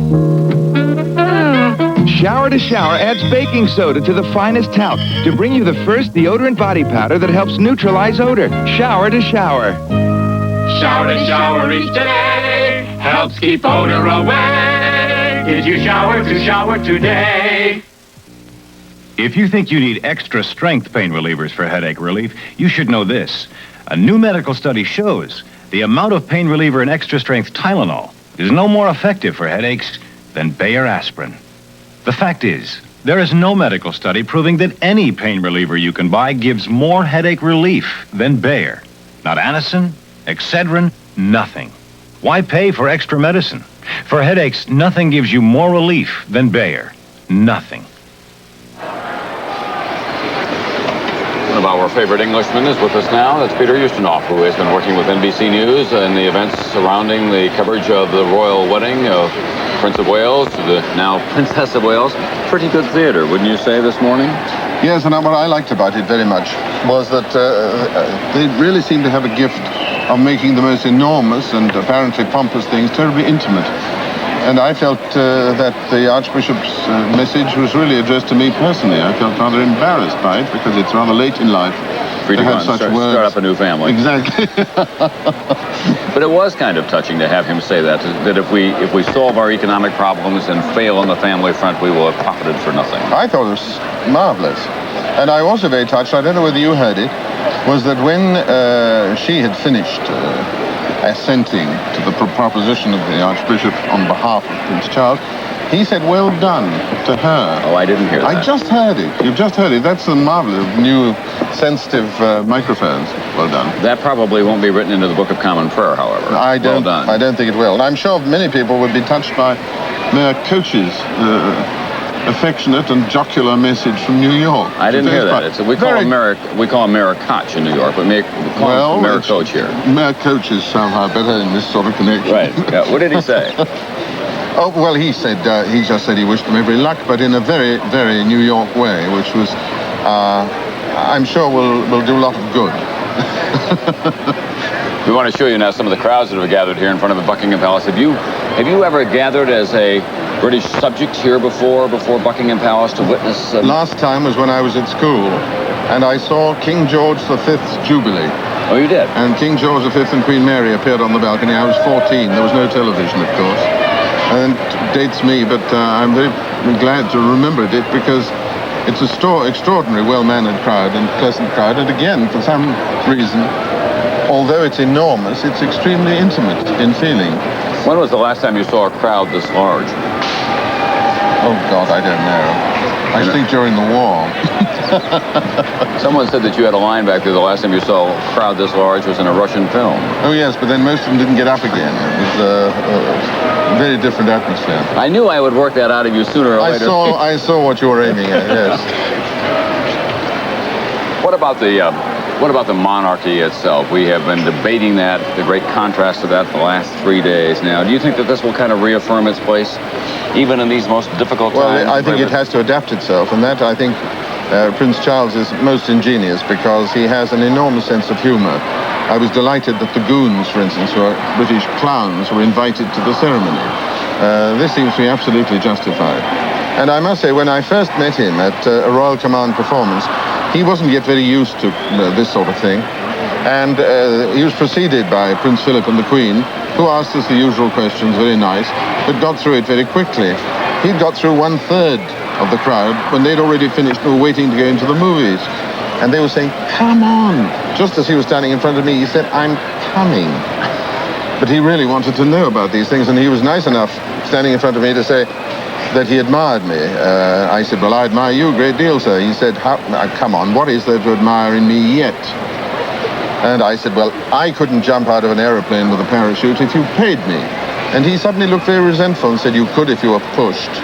I thought I think that's very nice. A lot of candor, actually. A lot of candor, and a lot of, and he's courageous enough to have been pushed. Well, I would have seen to it I wasn't. He's actually very interested in your craft as well. He's enormously interested in practically everything. And television has made an enormous difference because they're very au fait, because they watch television very often. And they're much more in touch with everybody than one thinks. Peter, you have worried in the past about television and what it does to great men and great women, great people, reducing them, as it were, trivializing much of what they do. Do you think it's the same that can happen here? No, I don't think so. Of course, I haven't worried about it. I've just stated the fact that I don't think it's going to be very easy to have great men, in inverted commas, in the future, simply because we see a lot of them, and because one sees them at moments when they aren't expecting to be seen. I think television, of course, killed McCarthy in America because one saw him when he wasn't speaking, you know. But no, I think it's a marvelous thing because it puts us all very much more on one level and makes everybody more... It does breed a certain amount of affection. I mean, like Well Done, I think was probably the nicest thing I heard. Among many nice prepared things, it was the nicest improvisation I heard today. And you're coming and going through this crowd. What are people saying to you? I mean, obviously they recognize you're a well-known figure around the world, not only in this country. Well, I don't know what they say to me. Do they share sentiments about the wedding at all? Oh, it's evident in the way they dress, of course. I've never seen so many Union Jacks in more improbable places, in tiny hats or seats of pants or things like that. And but I do think it is a kind of catalyst that when people see this all over the world, they realize it isn't just a dead institution, but they're doing a job which very few people would wish to do. It must be terribly tiring to live like that. And therefore people are conscious of the sacrifice of normal, hidden life which they're making. And I think Lady Di, who is called on French television Lady Di, I think Lady Di showed how difficult the transition was by finding the attention of press photographers rather trying over the past days. But she'll get used to it, as we all have to. I'm going to do something now I have not prepared you for at all. What do you think that the Russian attitude toward all of this might be? I think officially probably there's no reaction at all. I think privately they regard it with a kind of fascination, imagining what would have happened if there'd been no revolution. Because when you see all these costumes, it's very much what the Russians had when they overthrew the monarchy a long time ago. But I think the temperament of the British is really very different. You'll be with us throughout the rest of the afternoon because we have hours to go here yet. We have about 3.5 before we continue and end our coverage on NBC, and we look forward to hearing more from you. Well, it's a privilege, sir. Can you say something about This Is the Royal Wedding on NBC in Russian, maybe, for us, and just get us off? No, I don't think I can do that. I can say it in... Russians would be very difficult for me. Yeah. What would you say it in Italian? Sì, questo è il matrimonio reale sulla rete della società di diffusione nazionale americano, NBC. It means we'll be back. Ci rivediamo fra poco. That was great.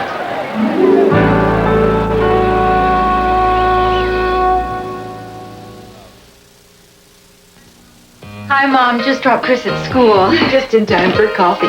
Ooh, look what's happened to MJB. New brown can. Richer Colombian blend. It is richer. Thought I smelled coffee. Look what's happened to MJB. New brown can. Richer Colombian blend. Look what's happened to MJB. A new brown can, richer Colombian blend. Look what's happened to MJB. It is richer. In the old days, folks used to hide their spending money. Then came the checkbook. Still, all that money ever collected was dust. Now you can collect interest with the Great Western Paycheck. It pays you 5.25% while you write checks. So trade in your old checkbook for the Great Western Paycheck and watch your money collect interest, not dust. To feel like an insider at this week's royal wedding, you have to read this week's People and meet some of the people who made it all work. People like the grandmother who made Lady Di's wedding garter, the English silk farmer whose cloth became the wedding gown. People like the coachman getting them to the church on time. The people who made their bed, king size, of course. People like the cake maker who's in the Navy. And other everyday people who talked about the royal couple. Plus a revealing story about what Joan Baez is up to these days. And very serious criticism of the Beverly Hills Diet. So treat yourself. Treat your family to this week's People, where you're invited behind the scenes at the wedding of the year. The amazing thing about Ralph's is not the crispness of the lettuce, or the freshness of the corn, or the sweetness of the grapes. At Ralph's, you expect this kind of quality. What is amazing is that it costs no more. Because Ralph sells quality produce at comparable prices some other stores sell their produce for. Quality you pay no more for. That's amazing. That's Ralph's.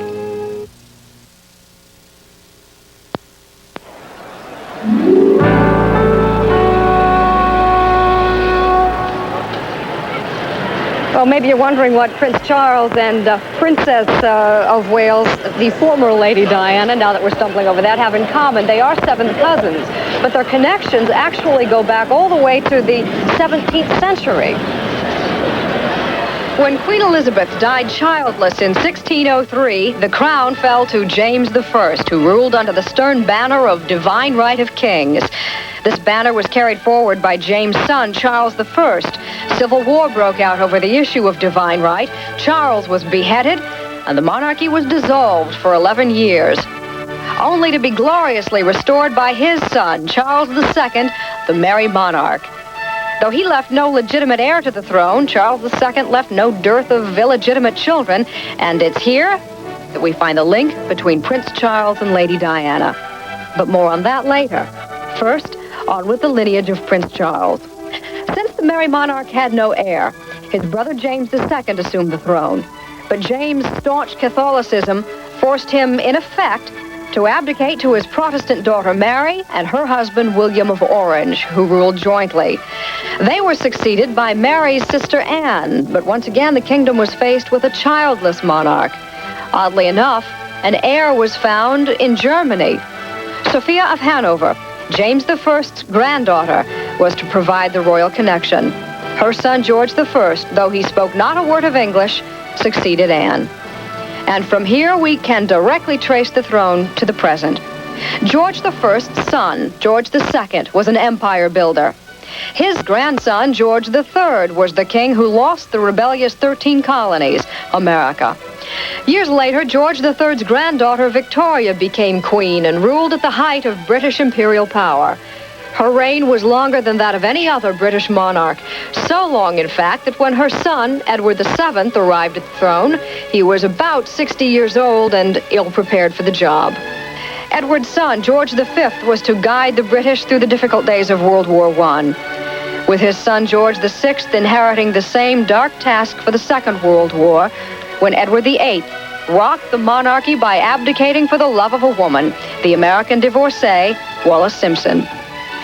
In 1952, when King George died, his daughter, Elizabeth II, owned the throne and has ruled ever since. And it's her eldest son, Prince Charles, who will one day succeed her as king, with Lady Diana Spencer at his side. And as we shall see, she is of royal blood herself.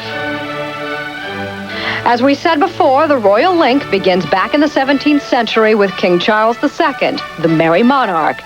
Lady Diana can trace her ancestry directly back to 3 of the women with whom the king had children, perhaps the most prominent being Barbara Villiers.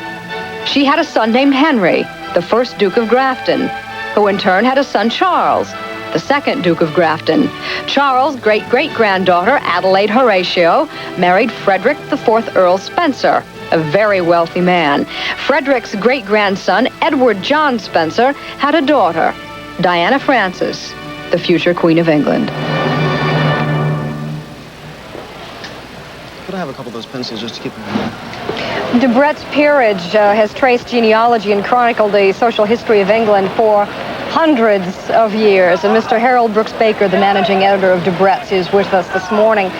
Illegitimate, I take it, didn't have the social stigma years ago if half the blood was blue, right? I don't think it even had to be blue. Illegitimacy was a very normal thing until the Victorian era.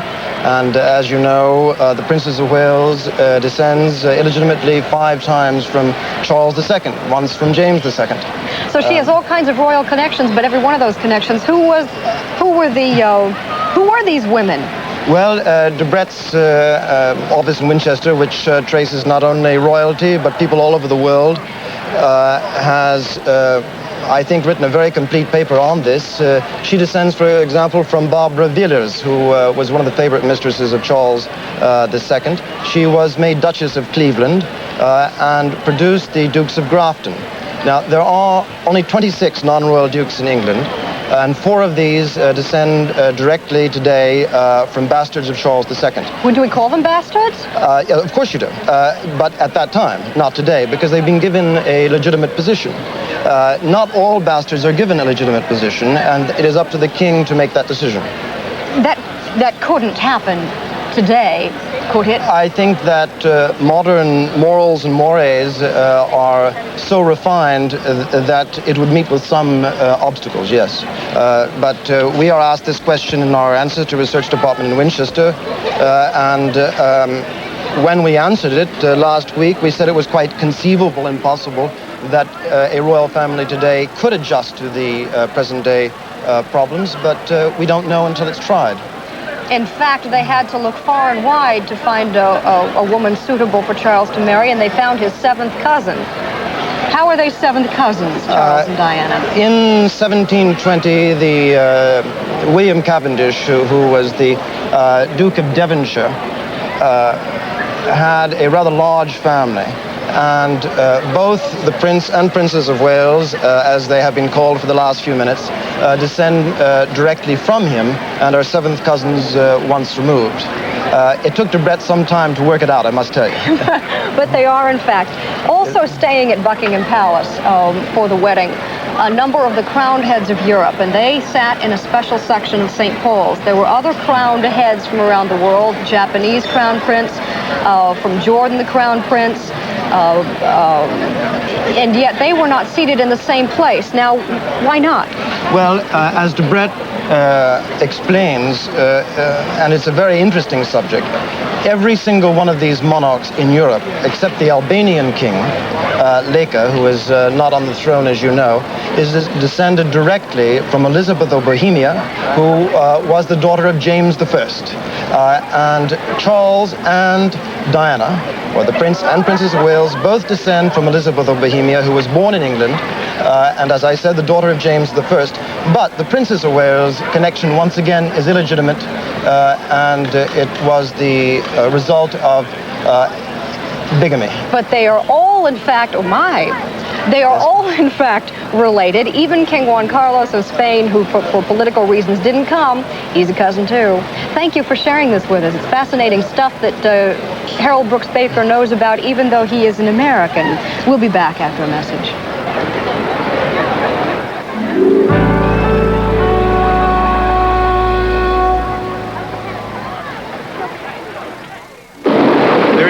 There's the phone booth, honey. You find the numbers at the Traveler's Choice. I'll call American Express. Okay. Oh, what a way to start a vacation. Wait a minute. Wait a minute. What? They didn't give me American Express. What do you mean they didn't give you American Express? Didn't you ask? If you want American Express traveler's checks, be sure you ask for American Express by name. Can't believe you didn't ask for American Express. That's no way to treat a lady. For years, we've thought nylon panties with a cotton lining were a solution. Well, they're not. Nylon traps moisture and cotton stays damp, so when you put them together, that's no answer. Now there's you. You, the revolutionary new panty that lets moisture evaporate. You panties are made with Lita, a silky new fabric that breathes like your skin, so you stay cool and comfortable. You just started a revolution. My gray hair makes me feel so old. So you know what I'm gonna do? I'm gonna wash that gray right out of my hair. I'm gonna wash that gray right out of my hair. Loving Care Color Lotion washes away your gray and washes in your own natural color. It's gentle. It has no peroxide or ammonia. Loving Care is really different. So I wash that gray right out of my hair. Oh yes, I wash that gray right out of my hair. With Clairol Loving Care. Carol! Ooh, who's your paper hanger? Me. You can't even hang up your coat. It's easy. With Flair Squares, you just dip and flip to decorate. Flair Squares, the tough, washable, easy-to-use wall covering you just dip into water, slip into place, and decorate anything from a wall to a room. It looks terrific, honey. But what do I owe the paper hanger? How about dinner and a movie? DuPont Flair Squares, the tough, washable wall covering you just dip and slip to decorate. Of the wedding services at St. Paul's Cathedral this morning in the marriage of Prince of Wales to the now Princess of Wales, his friends singing. Her name is Carrie Takanawa, and she's with us now, one of the world's leading sopranos. She sang from Samson, Not the Bright Seraphim, the wonderful aria that you sang there today. The obvious question, pardon me for asking it, but were you nervous? Terrified. No, really? Just terrified. But the thing is, it's total relief now. I think, oh, I can't believe it's over. What were you thinking as you sat during the long service waiting for your opportunity to sing? I just thought that I kept on timing it, and so I was eating sweeties. And so I knew I was going to sing at 11:45 exactly, London time. And so I thought, well, I knew how to sort of just pace myself till the moment. And then I was ready for it. But all I wanted to make sure was I wasn't going to croak on the first note. So you had little lozenges that you were taking down as well? And I had my little thermos of ice water and lemon. Were you able to warm up at the cathedral beforehand? I screamed down in the lower parts for a while. You were concerned when we talked the other day about getting to St. Paul's and everything. Did that all get worked out? No, that worked out very, very well. We had a fantastic driver who knows the whole system, and a sticker on the car, and we just followed behind everybody else along the main route. Have you ever sung with that hat on before? This hat, isn't it a killer? Magnificent scenes. But I think it looks rather pretty on your television there. No, it does look very nice indeed. It's rather nice. It was specially made so it wouldn't move. And weddings, see, nothing wobbles. What about that report that you didn't kiss anyone for a month before you sang because you were worried about catching a cold or something? I say that in the presence of your husband who's just off stage here. No, actually, the problem was I didn't, after I'd finished this terrific Mozart festival, I did 11 performances in 3 weeks, which was really a no-no for a singer.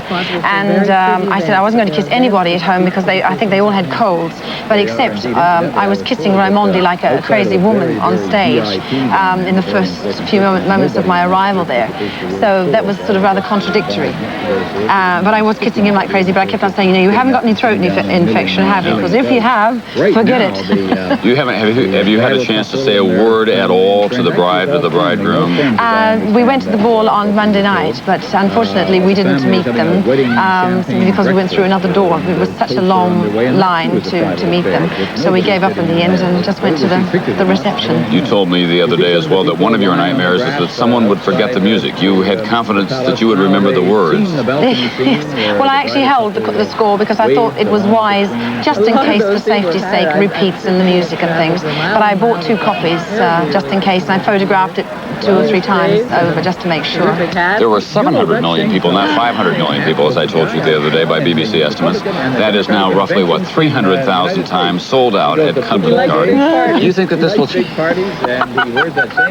You've got to be joking. No, I'm not. I hope not. I just think my dad was here. He's in London, and he watched, and so he's more important than anything else in the world, and my daughter. All the way from New Zealand. Yes. So I mean, all the other people. I think it's wonderful because my face or my name or something like that will be known maybe throughout the world. We have been saying that you are the daughter of a Maori father. Yes. And a European mother. Yes. Tell us, what is a Maori? A Maori is just a native of New Zealand. They came to New Zealand in the year history numbers on my sort of forte, but they came many, many years ago and took over New Zealand. Until then, the white people from Britain mainly and Ireland came and took them over, and they didn't like it very much, and so that's why there were Maori wars and things like that. And where is your mother from? My mother is, now let me think, there's 2 sides of my family. It's a very complicated story. I was adopted at 5 weeks by the now parents that I know, but my natural parents came from, I think, Gisborne area. I was born in Gisborne, but I only recognize my so-called adopted parents, because that's all I did know. If we can just move that camera aside a little bit, we are about to show you, Carrie Turniloff, the highlight of the ceremony from your point of view in the family today. The dress doesn't look bad either, does it? No, it doesn't, but I want to show you now at St. Paul's Cathedral. Here Thank you are you. singing Let the Bride Sarah. Thank you. Looking about, chatting with neighbors, waiting for the next moment. I think something like 40,000 geraniums were planted around that Queen Victoria statue before this event. Well, we know that these people were appetite for royal detail. It now turns out that maybe the press of the whole world have. I wonder how many of those are journalists who've had it too. At least they're saying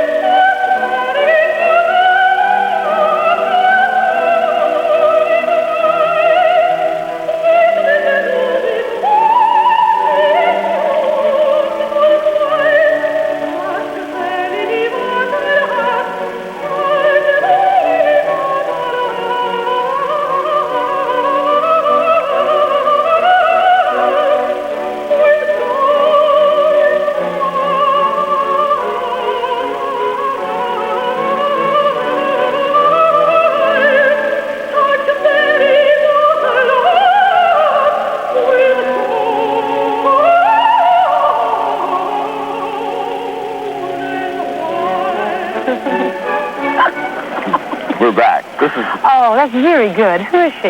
I don't know. You think she has... You You were saying all during it. You were saying all during it. Lovely. It worked well and everything. No, you were it did. pleased. The sound is fabulous. Well, the voice is not too bad. Not bad, is it? No. This is my singing teacher would be so proud of me. I've got to call her and ask her how she thought I was. When did you know that you had this great gift?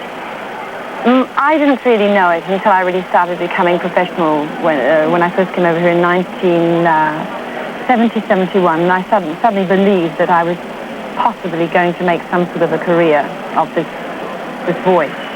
But my mother saw it all before me and sort of guided me all through life as a singer.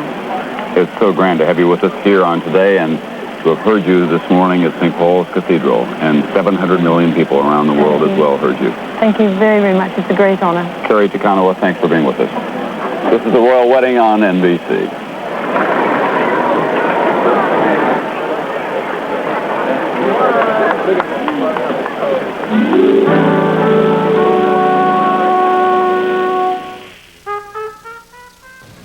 In France, we appreciate handcrafting. I am Lynn Renault, and that's why I brought my heirloom mattress all the way to Paris. Only heirloom has the unique support and special comfort of handcrafting. An heirloom super feather bed is covered with luxurious pillows. Handcrafting makes the difference, and when it comes to heirloom, vive la différence! Heirloom, fine handcrafted sleep sets. Summertime means barbecue time, and that, of course, means Safeway. From juicy steaks that are really lean to as tender a chicken as you've ever seen makes Safeway your barbecue store. And there's one more thing that you should know. Safeway prices are really low, so get low prices when you're barbecue shopping and get that barbecue a-hopping. Make Safeway your barbecue store. Check out Safeway's low prices now, you hear?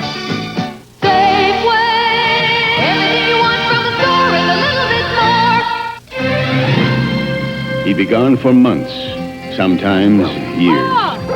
But the prospecting rarely paid off. Today, it's easy to find the gold in a Treasury Bill Plus account at Great Western Savings. In just 6 months, you've struck pay dirt. Great Western Savings. That's where you stake a claim these days.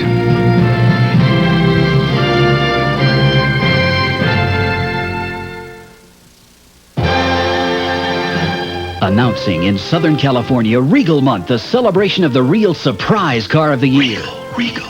Buick Regal, the perfect package. If you're going to spend $7,000 or more for your next new car, if you'd like beautiful Buick Regal for about the same price as a Chevy Monte Carlo, and if you want the best price of the year, come to your Target Buick dealer tomorrow and buy a Buick Regal. Buick Regal, your kind of car. This event is at your Target Buick dealer, and it's tomorrow.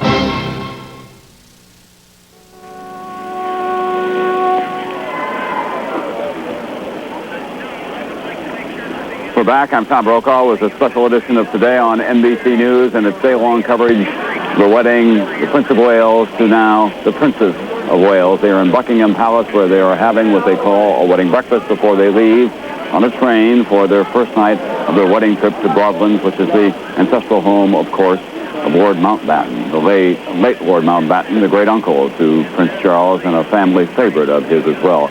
Let us bring you up to date on some other news around the world. Former Iranian President Bani Sadr arrived in France at a military airport outside of Paris early this morning. He was then taken by automobile to a destination unknown. He is 48 years old. Also in Liverpool, in the Toxteth section of Liverpool, the site of other disturbances for the past 10 days or so, there was a fatality overnight. A young man who was involved in some street disturbances was hit by an armored personnel carrier organized by British authorities. And in Washington, D.C., in the United States, the tax bill will be debated today in the House of Representatives. We'll have further details on these stories and more news as it becomes available to us as we continue our coverage now of the royal wedding. We have standing by James Bitterman. Jim Bitterman is at one of the many parties that has been organized to celebrate this wedding today. Jim?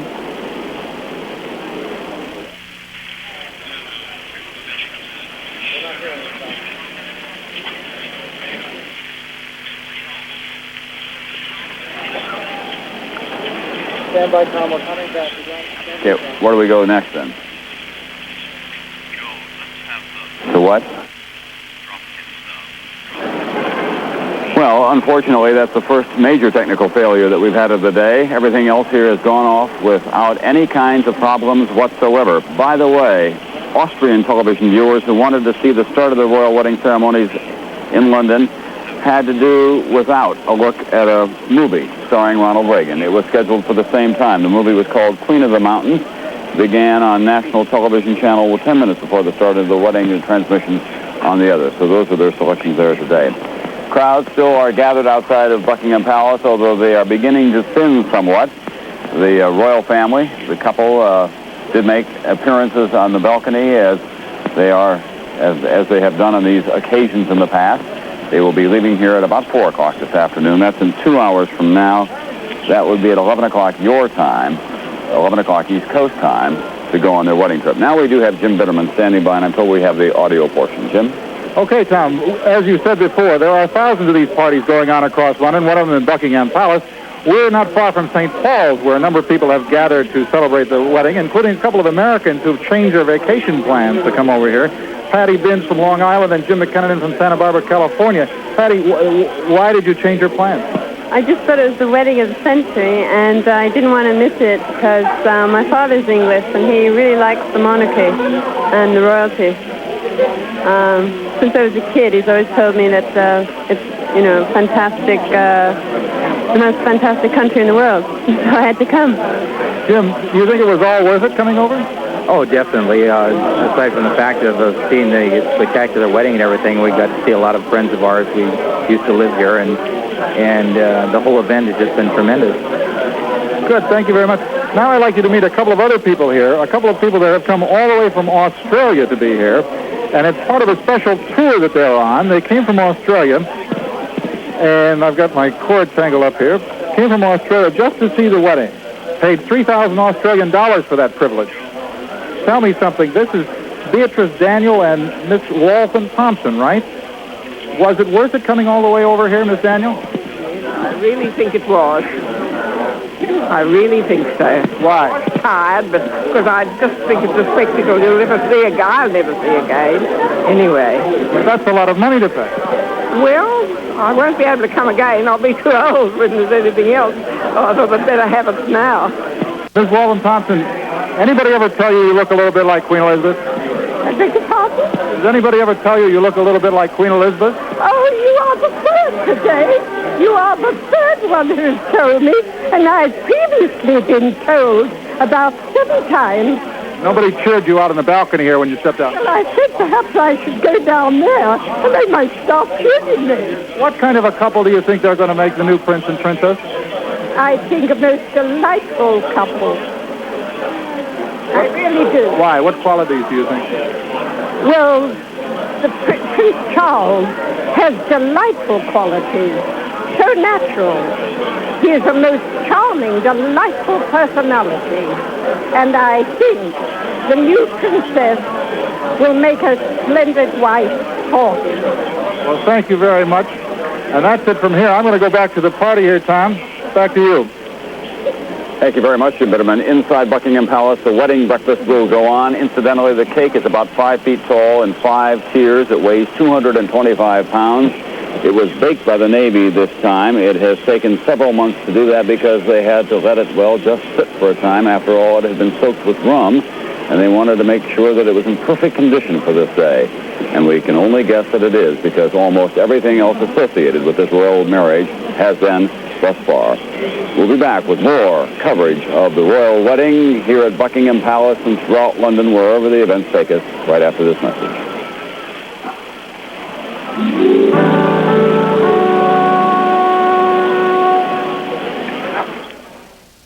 For the best of times, for the worst of times, for what's been, for what will be.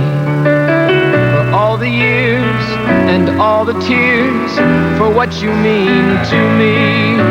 Because sorry I'm late. Made it Happy anniversary. A diamond you remember forever. The diamond anniversary ring, the gift that says you'd marry her all over again. Louise, something's different. Terry, this is new. Arm & Hammer carpet deodorizer. Other brands cover up odors with perfume. Arm & Hammer eliminates odors down deep with natural baking soda and... Costs about half as much. The baking soda saves money, too. 1 box for the freezer. So ice cream and ice cubes won't taste funny. 1 box for the fridge. Deodorizes better and longer than that gadget. And we save money. Good, I'm pregnant. Save money with Arm & Hammer baking soda and new carpet deodorizer. This is a brand new way to remove nail polish. Safe and clean. It works almost as fast as you can say, Pretty Nails Polish Remover. See? No cotton, no mess, no hassle. And the new Pretty Nails way even saves you money over the old-fashioned method. Because 1 jar lasts for several months. What could be simpler, quicker, and more economical? New Pretty Nails Remover with lanolin is at your favorite cosmetic counter now. The women of another world heat up your summer. Blaine Ewing had to shoot her lover to defend her own life. Now she must face the truth about her shattered past. Rachel Corrie has left her husband and her marriage to be with the man she loves. Cecile Frame sabotages her husband's career and his life for the power she wants. Another world heats up your daytime. Monday, Constance leaves her marriage, seeking new thrills, and finds what she needs in the arms of her husband's rival, Flamingo Road on NBC.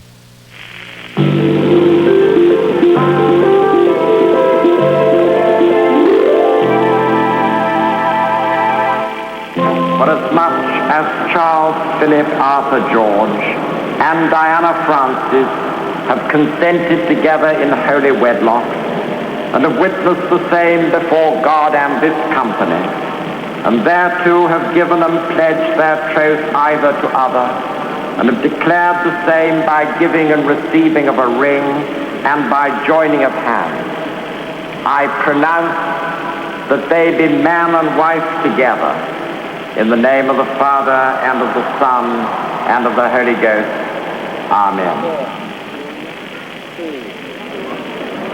Good morning, everyone. I'm Tom Brokaw here with Jane Pauley, and you have just heard on videotape the Archbishop Robert Runcie, the Archbishop of Canterbury, as he declared that Prince Charles and Diana Spencer were man and wife. Now Prince and Princess of Wales, possibly the future King and Queen of England. Everything has gone extremely well here today. It bears repeating. There was concern about the weather. There was concern about the security. There was concern about the tick-tock schedule. It has gone off right to the moment. Perfectly. And that scene you saw of an overhead shot, hundreds of feet in the air that camera was, will be the historical record of this wedding, with the image of Lady Diana and her silk taffeta wedding dress with a flowing train, 25 feet long, every bit as grand as would be befitting a cathedral like St. Paul's.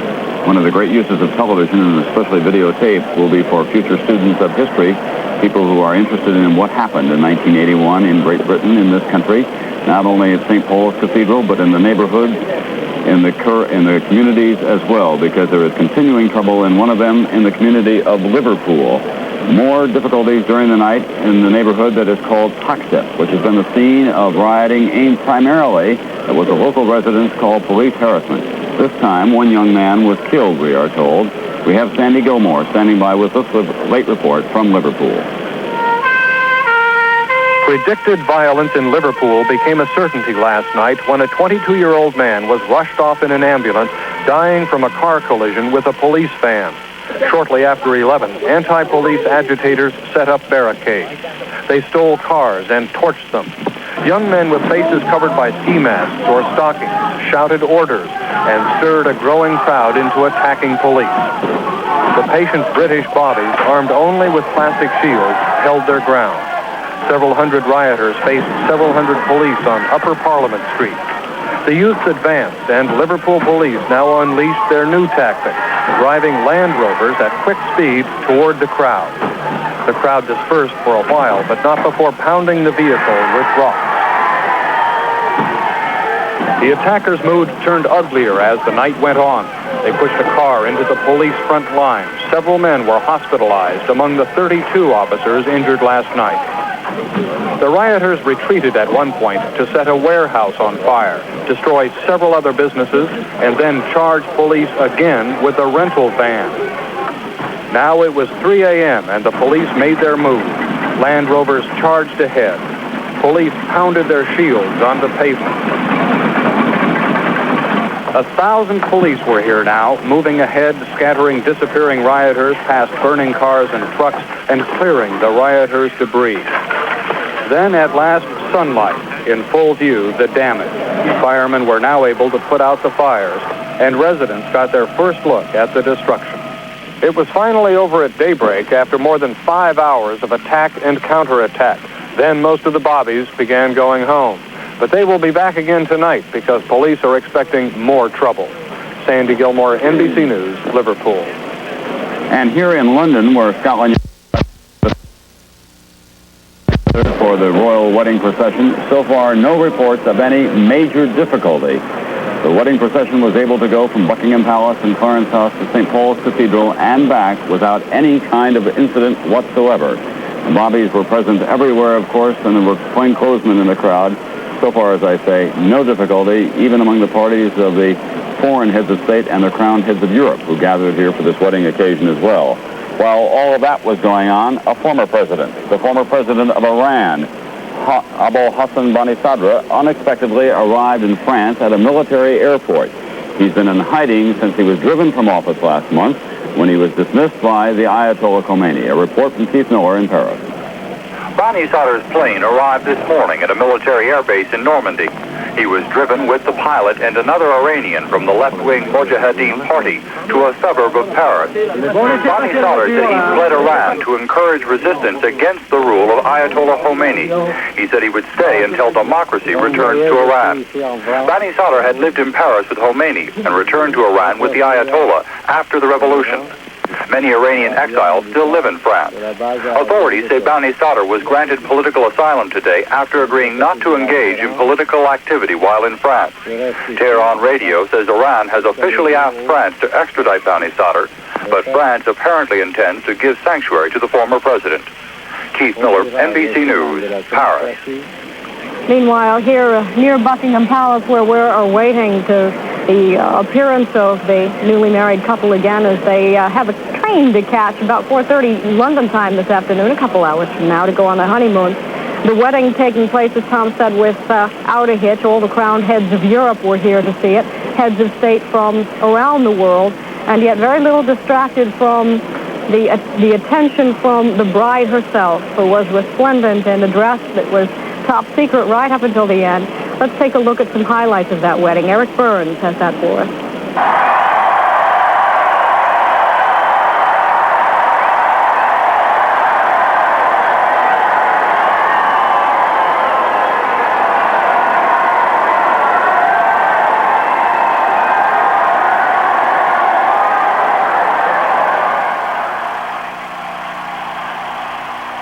Prince Charles, arriving at St. Paul's Cathedral this morning to yield bachelorhood. To Lady Diana Spencer, arriving at St. Paul's just a few minutes later to take her father's arm on the long walk.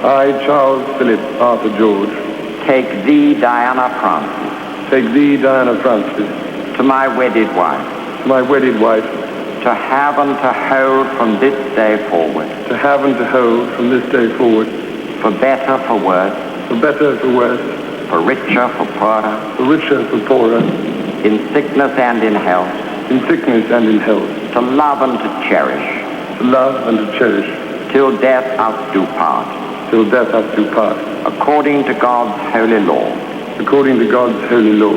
And thereto I give thee my troth. And thereto I give thee my troth.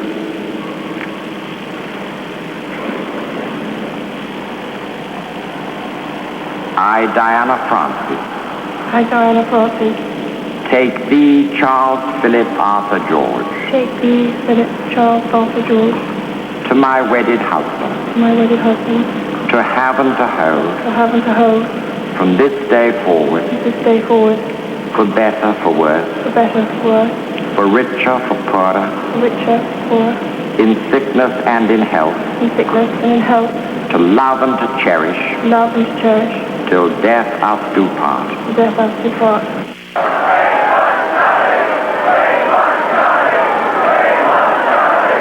The throng outside of Buckingham Palace wants Charlie.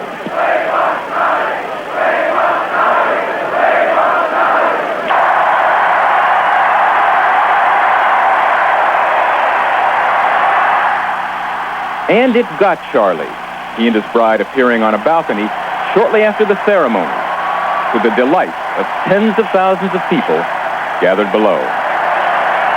For today, this is Eric Burns, NBC News, London.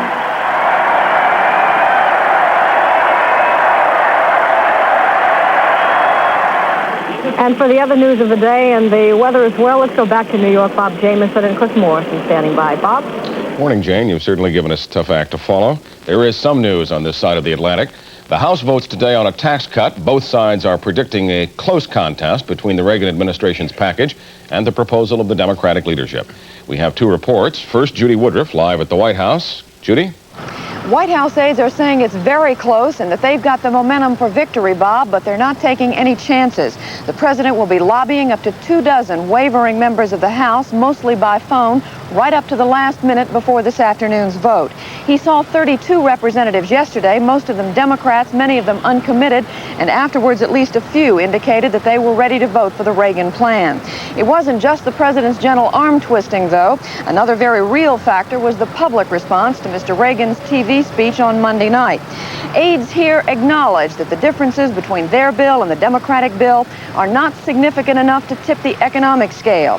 What they're fighting for, in other words, more than anything else, is a political victory for the president. And now to Tom Pettit, who's on Capitol Hill. Judy, the debate is now underway in the House of Representatives. It will be an historic outcome no matter what it is. The question is, will Reagan win again or will Tip O'Neill stage a comeback? In the Senate, the outcome is certain. Republicans control and will win and will give the president his 3-year, 25% tax cut. But Democrats are delaying the vote in order not to give impetus to the Republicans on the House side. So the Senate will not vote until after the House has voted later today. After that, there's the possibility of some more delaying tactics should the conference committee report back a bill that is unsatisfactory to the Senate liberals on the question of oil taxes. Metzenbaum and Kennedy have vowed to filibuster till Labor Day. Remember the names, Metzenbaum, Kennedy. Bob? Thank you, Tom. The Israeli military command says its warplanes shot down a Syrian MiG-25 in a dogfight over Lebanon today. It was the most serious incident in the latest Middle East since the latest Middle East ceasefire took effect. Now it's time for the weather, and here's Cliff Morrison. Are you going to give us a day just like they had in London? We certainly will. As a matter of fact, the rain has ended here in the northeast, and we're looking for partly cloudy skies. Temperatures are going to look a little bit better over most of the nation. I say most because there are still going to be some hot spots. 112 degrees yesterday in Blythe, California. It'll get up to about that today, and possibly about up to 108 in Phoenix, Arizona. The rest of the nation should be normal. Throughout the West Coast, some clouds and fog as usual. In Los Angeles, it'll be hot and also sometimes rainy throughout the Southwest. A lot cooler in the mountains up there in Montana and Wyoming, big sky country, and some severe thunderstorms popping up later on today and also this morning throughout the north central part of the nation. It'll be less humid and darn right gorgeous throughout the Great Lakes states, and they had some showers yesterday, so that'll be a break. Some record lows this morning in, Milwaukee with 49 degrees, and Chicago had a record low of 52. 52 this morning. Some tornadoes caused by some thunderstorms that had gone off the coast or moving off the coast occurred 20 miles south of Lafayette, Louisiana, Chantilly, Virginia, and also up there in parts of Ohio. Newport, Ohio also had a twister. So that's the way it was today. We hope you have a good day no matter what the weather. Let's go back to London, where it appears to be cloudy but also partly sunny in some parts of there. So let's go back to Jane. Thank you. It's nice to be back. In a moment, has Diana proven her mettle, or are there more surprises yet to come? We'll talk about that in a moment. But first, this is the royal wedding Can I please on ask, NBC. am I going to stand on the left or the right, please?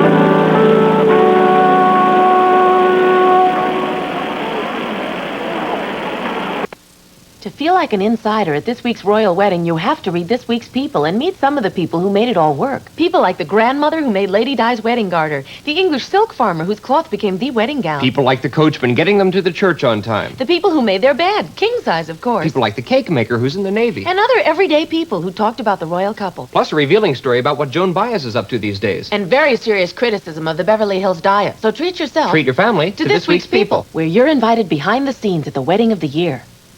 The amazing thing about Ralph's is not the crispness of the lettuce, or the freshness of the corn, or the sweetness of the grapes.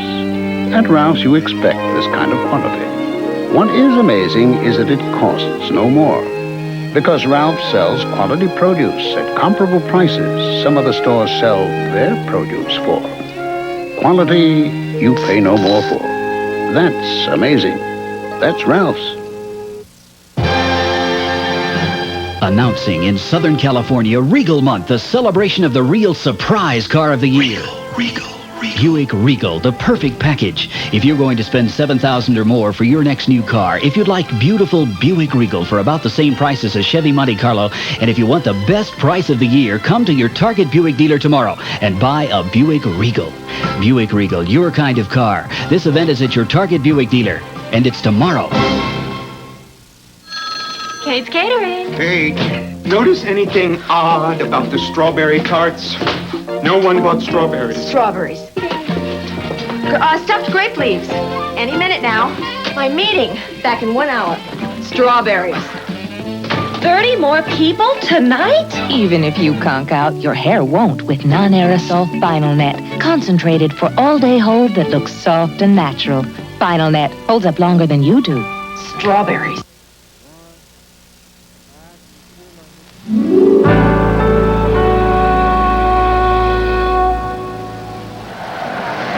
The new Princess of Wales has had only 5 months, really, to get used to the idea of becoming a member of the royal family and how that will change her life.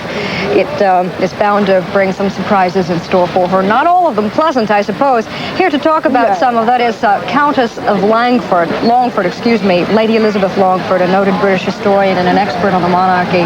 We've been watching all morning the members of the royal family, and like everyone else, I guess we have demanded of them both to be royal and yet also to be human. That perhaps is the fine line that a member of the royal family has to walk, isn't it? Yes, I'd like to remember the days far away when the Queen Mother, the wonderful Queen Mother, felt that the royal family were not meant to be human, and she made it her task, which she's fulfilled magnificently, to show that they were human, but in the most agreeable and delightful way. The Queen Mum? The Queen Mum, yes. How so? What has been her example? Well, I date, really, the whole change in the communication between the royal family and the people to the Queen Mum's example. This wonderful feeling that she can smile on everybody, that she wants to meet everybody. And by some miracle, the new Princess of Wales seems, by reflection, to have exactly the same gift. But she, like the Queen Mum when she was a princess, was an outsider. That, I think, is a tremendous advantage. We are getting another balcony appearance. Let's postpone our conversation. I think this is a bit unexpected. I don't know that there has ever been a second balcony appearance. after their lunch.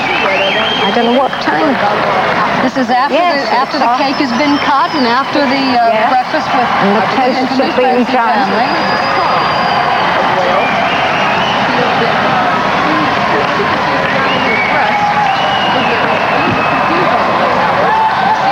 Well, we get the royalty, the Queen, the Duke of Edinburgh, the Prince of Wales, and of course the new Princess of Wales, who inherits a number of other titles as well. And I'm not going to try to impress anybody by running them down, but she is the... That's the real royal family portrait that we're seeing, Jane. That's the Queen and the Duke of Edinburgh, the Prince. That we're seeing just the four of them now for the first time. We've had all the pages and the attendants, the bridesmaids and so on, but now we've seen the royal family. Did they forget to do that before? No, I don't think so. They've done this. Lady Longford, it's not unusual for them to come out at some period later in the afternoon like this, is it? I didn't think they generally came in between. They usually stay away and then reappear when they're going off. It was certainly not in the schedule that we had been given. No. That was unexpected. And it certainly isn't in there. And Tom, I think they did it because they forgot to do the portrait. Before? I think they did, and that every wedding has snapshots, and you always notice that somebody's missing, and they figured out that somebody was missing and went back and did it right. Or what they figured out was that there were too many people. Well, you see, Tom, the window is closed again. The curtain is dropped. Yes. Yes. Well, anyway, Lady Longford, we were talking about the Queen Mum's example, and I guess what I was saying is that why does it take an outsider to come into the family, as Elizabeth Bowes-Lyon was then, and as Lady Diana is now, to teach those who were born to it how to be royal? Well, it used to be said that nobody who wasn't born to it could possibly endure the strains with equanimity and amiableness. But I should say these two ladies have proved exactly the contrary. That, of course, they both had a training, or in the sense an understanding of what being royal means, because both their families had served kings and queens in the past. So in a sense they knew what they were in for, but they also knew what ordinary life was like.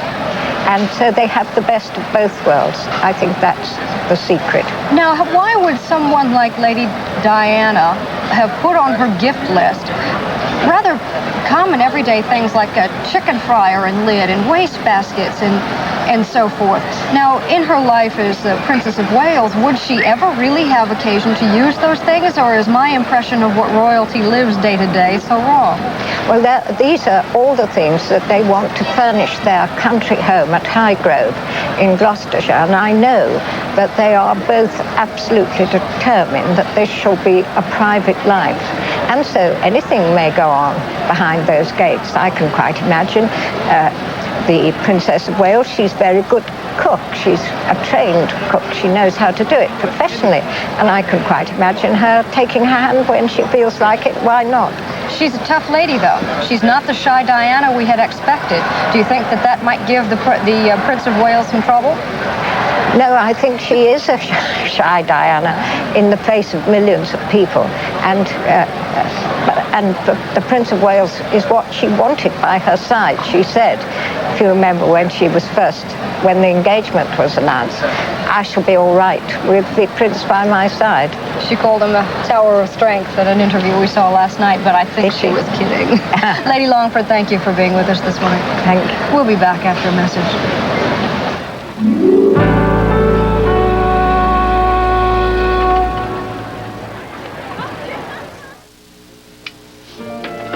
Nap time for the twins.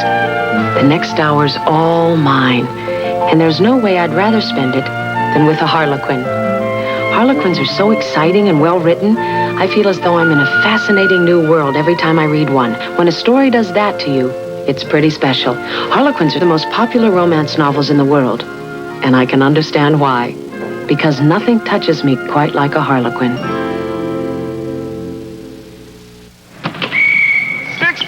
Lieberman! You're out of your mind! You're out of the game. Take a powder. Great idea. I love to take a powder with Johnson's baby powder. Just a little assist makes me feel cool after a hot game, so I always take time out for this dry, comfortable feeling. Hey, Nancy. Take you to dinner? Ed, take a powder. Yeah. For a cool, dry, comfortable feeling, take a powder with Johnson's Baby Powder, only from Johnson & Johnson. Here they come, there they go. They'll be gone before you know. Going strong, growing stronger. If they could just stay a little longer. That's what Carter's is all about. If they could just stay a little till their Carters wear out. If they could just stay little till their Carters wear out. As you grow older, nature depletes your skin's reservoir of vital fluids. This precious drop helps replenish that reservoir with mysterious fluids similar to those younger skin has so much of. Oil of Olay. See it penetrate, softening dryness, and feel it provide the moist climate that restores your younger, more lustrous look. Discover the secret of Oil of Olay. It can help you look younger, too. We're here in Chancellor's Corner right now. John Chancellor has been kind of meandering about these wedding activities all morning long, thinking about them, watching them, enjoying them. Watching the coverage. I saw the man from Debrett's on a few minutes ago. Yes. And he said that she was related, seventh cousin once removed from the man she married today. But she's also related to all kinds of other people. It's incredible.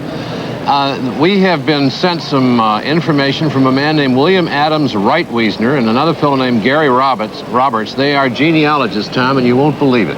Sit back. All right. She is a first cousin 11 times removed of Oliver Cromwell. She is related in 2 different lines to Winston Churchill. She is a half-second cousin thrice removed to Bertrand Russell. She is related to some famous military figures, to General John Burgoyne, who capitulated at Saratoga, to what power, to Cornwallis, who lost at Yorktown, and to Earl of Cardigan, the commander of the Light Brigade, and we know what happened to them. But others, more successful. She's related to General Kitchener. She's related to Lawrence of Arabia. She's related to the Duke of Wellington. Now, in this small country, England, everybody is related to somebody else. This lady who is married today is related to the following people. Jane Austen, the novelist, James Boswell, the biographer of Johnson, Sir Arthur Conan Doyle, John Dryden, the poet, E.M. Forster, the novelist, Edward Gibbon, the historian, Graham Greene, Aldous Huxley, Christopher Isherwood, George Orwell, Samuel Pepys, Swinburne, Swift, and Trollope.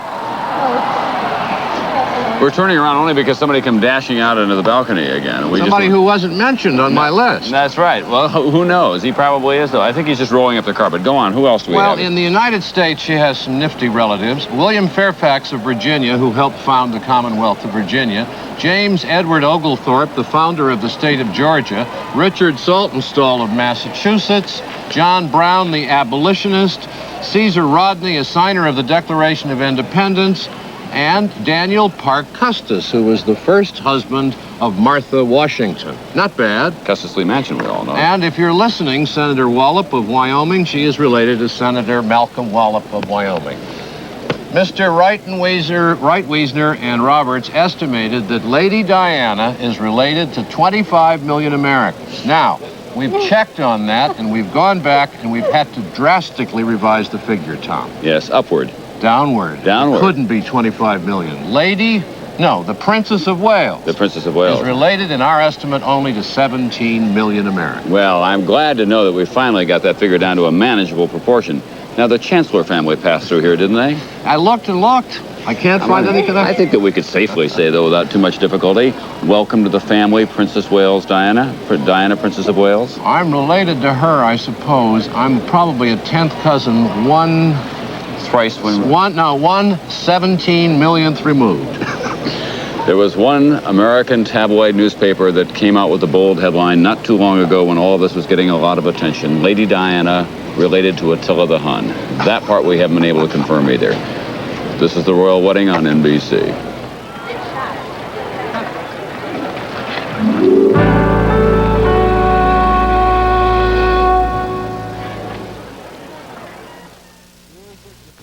In France, we appreciate handcrafting. I am Lynn Renault, and that's why I brought my heirloom mattress all the way to Paris. Only Heirloom has the unique support and special comfort of handcrafting. An Heirloom super feather bed is covered with luxurious pillows. Handcrafting makes the difference, and when it comes to Heirloom, vive la différence! Heirloom fine handcrafted sleep sets. You can make it happen. When it's time for a cookout in your backyard, Lucky helps make it happen. You can make it happen. By bringing you good food at lower prices overall, Lucky helps you do it for less. Come on, we'll help you make it today. Even when friends drop in, Lucky helps you save on Hunt's ketchup in the 32-ounce bottle, 89 cents at Lucky. You can make it happen, boy. Announcing in Southern California Regal Month, the celebration of the real surprise car of the year. Regal. Buick Regal, the perfect package. If you're going to spend $7,000 or more for your next new car, if you'd like beautiful Buick Regal for about the same price as a Chevy Monte Carlo, and if you want the best price of the year, come to your Target Buick dealer tomorrow and buy a Buick Regal. Buick Regal, your kind of car. This event is at your Target Buick dealer, and it's tomorrow. It's never felt better. My hair feels so good and healthy. Know why? I colored it, then conditioned it in a whole new way. With Nice and Easy and its brand new conditioner, Lasting Touch. I got all this beautiful color, yet my hair's better conditioned than before I colored it. The clincher? All that soft, shiny, silky goodness lasts. Lasts longer than with any other hair color, at any price. Nice and Easy. It sells the most, now it conditions the most.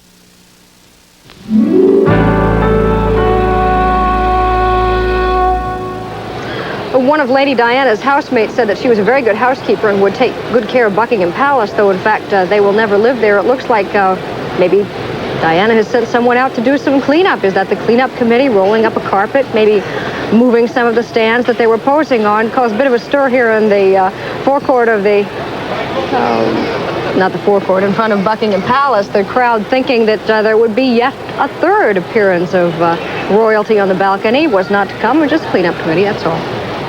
Meanwhile, Prince Charles has set many precedents on his way to becoming Prince of Wales. One of them was attending public boarding school. Actually, public being the opposite of public as we know it. One of those schools was in Scotland. It was a tough place called Gordonston, described in this report from Rick Davis. A still and quiet morning in northern Scotland, at a place called Gordonston.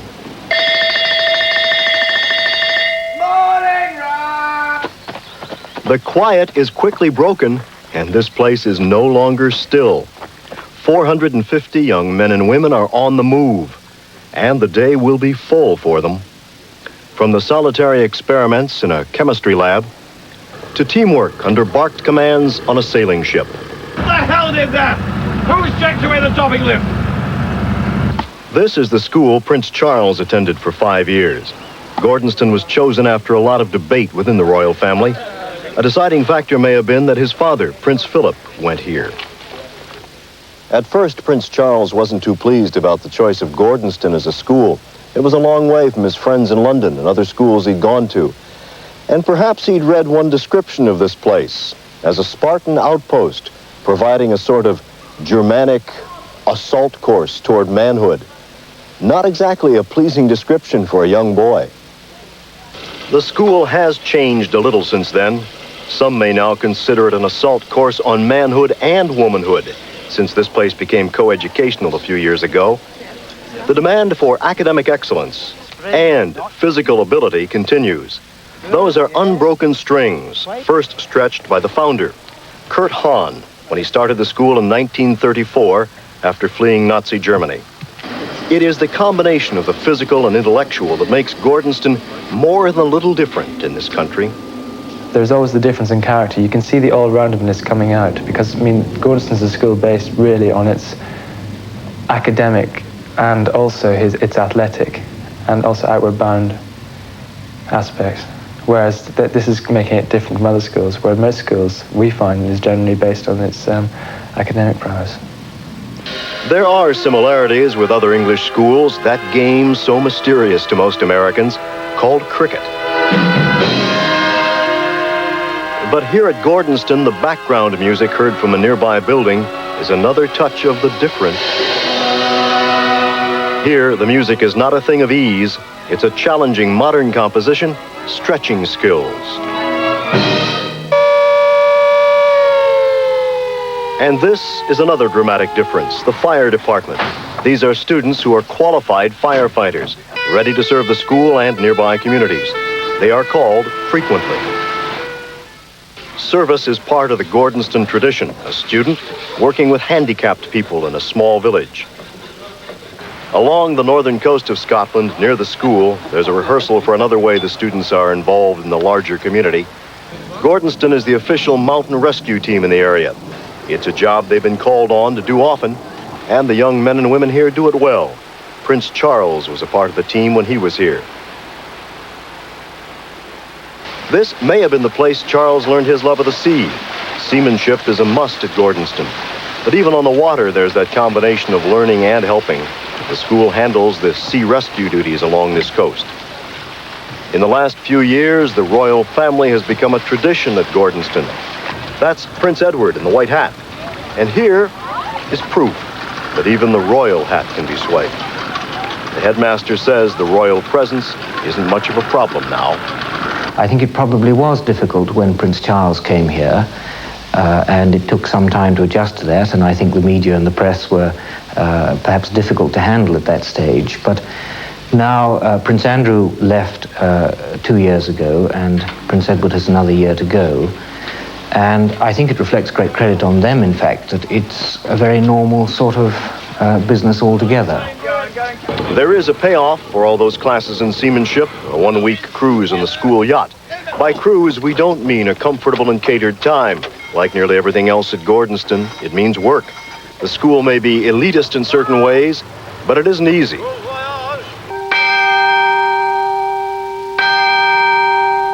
And in all this concern over mind and body, the soul isn't forgotten. It is ecumenical soul food served in mandatory chapel because there are many religions here. So this is the place that trained a man who will be king and will soon face another sometimes difficult role, marriage. For today, Rick Davis, NBC News, Gordonston. I've been watching all of this with Peter Ustinov. Do you think there's a private school tradition in this country for the people who go on to become kings or prime ministers is as entrenched as it once was? Oh, no, by no means. And I think Gordonston, which we've just seen part of, is very much, it was thanks to it that things changed. It set a new kind of standard. I think the difference is that now they treat the young people as though they're slightly older than they really are. In my day, they treated them as though they were all slightly younger. You went to a private school? I went to, well, it's called a public school because it's private. That's part of the English nonsense. I went to one just down here at Westminster, where we had to line we were dressed, first of all, at the age of 13 in top hats and tail coats. I could have gone to a royal wedding any day of the week, but, you know, on the spur of the moment, they could have said, right, you for the royal, I could have gone. I was ready dressed. It was really a Spartan education and a rather brutal one in many ways. But how did someone like you, with all of your creative juices flowing at all times and your gregarious nature, do under that kind of Spartan, highly disciplined regimen? Well, I battened down hatches and bided my time. I was very impatient to grow up, of course. And in my preparatory school, I got an end-of-term report, which I wouldn't have believed unless my mother had shown it to me, in which it said, he shows great originality, which must be curbed at all cost. You're kidding. I'm not. And it was very much that sort of school, which was to train lawyers and diplomats and everybody who demonstrates one aspect of the truth at the expense of others. What about the physical discipline? Even Prince Charles has confessed that he was caned on 2 occasions, I think, during his... Well, I avoided that simply because I developed a kind of sad sack. I did the same thing in the army. I got out of trouble by making people laugh. It does form your whole character afterwards, that kind of thing, because my main idea was to get out of trouble, not to make people laugh. Have you stayed in touch with any of your classmates from those days? Yes. I've come across them, and some of them in fairly eminent positions, like the Advocate General here, they don't change that much. I mean, the English have a very strange... in France, when you see small boys at the age of about 3 or 4, you can see exactly what they're going to look like when they're 50. And in England, when you see a man of 50, you know exactly what he looked like when he was 4. And they still have that, I don't know what it is, but there's a kind of strange expression of innocence which goes on into mature life. And are they beginning to be coeducational here now as well? Thank God, because that was really terrible. One got such a complex of one sort or another about girls in general. It was very, that I think is the worst aspect of the whole thing. This is very civilizing. In point of fact, the word civilization was brought out by both sexes in Gordonston. Both the girls and the boys think it's a civilizing influence, and I'm absolutely 100% in agreement. That isolation was quite abnormal and quite silly. And yet, in many ways, you received a really extraordinary education in these schools. In some respects, a bad education. I mean, I'm not saying mine was bad, but it was uncongenial. It's very good because you have to react against it. And you find your own character very quickly under those sort of conditions. But I think Gordonston, with enforced participations in adult activities such as fire chiefs and fire engines, Coast Guard, things like that, gives you a feeling of premature responsibility, which I think is right, because the young people today are in any case older than we were. And when I was young, people were young, adolescent until they were 80. Peter Ustinov will be with us all this afternoon as we continue our coverage. We'll be back. And by the way, it's now 2:43 London time. That would be what, roughly 9:43 your time, the east coast of the United States. We expect to see the bride and the bridegroom leaving on their honeymoon trip from Buckingham Palace in about an hour and 15 minutes or thereabouts. It's all been moving right along on schedule. We'll hear from Willard as well. Tom Courtney is with us. Much more to come. We'll be back after this message.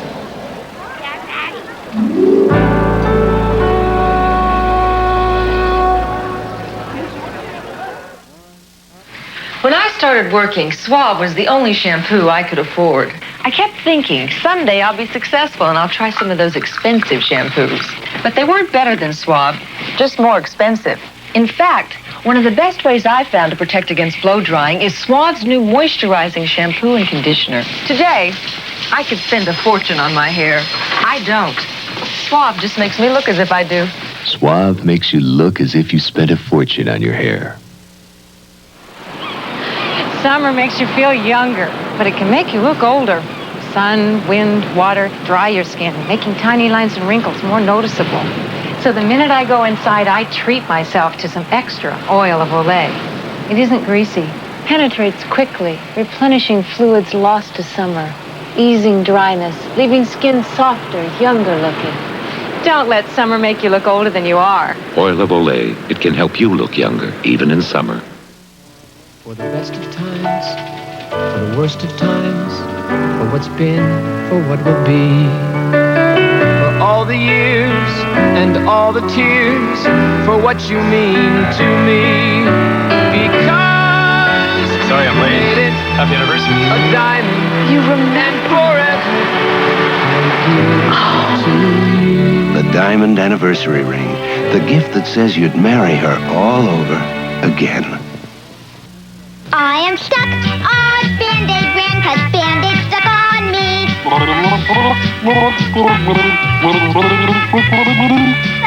hold on tight in the bathtub and they clean and soapy set.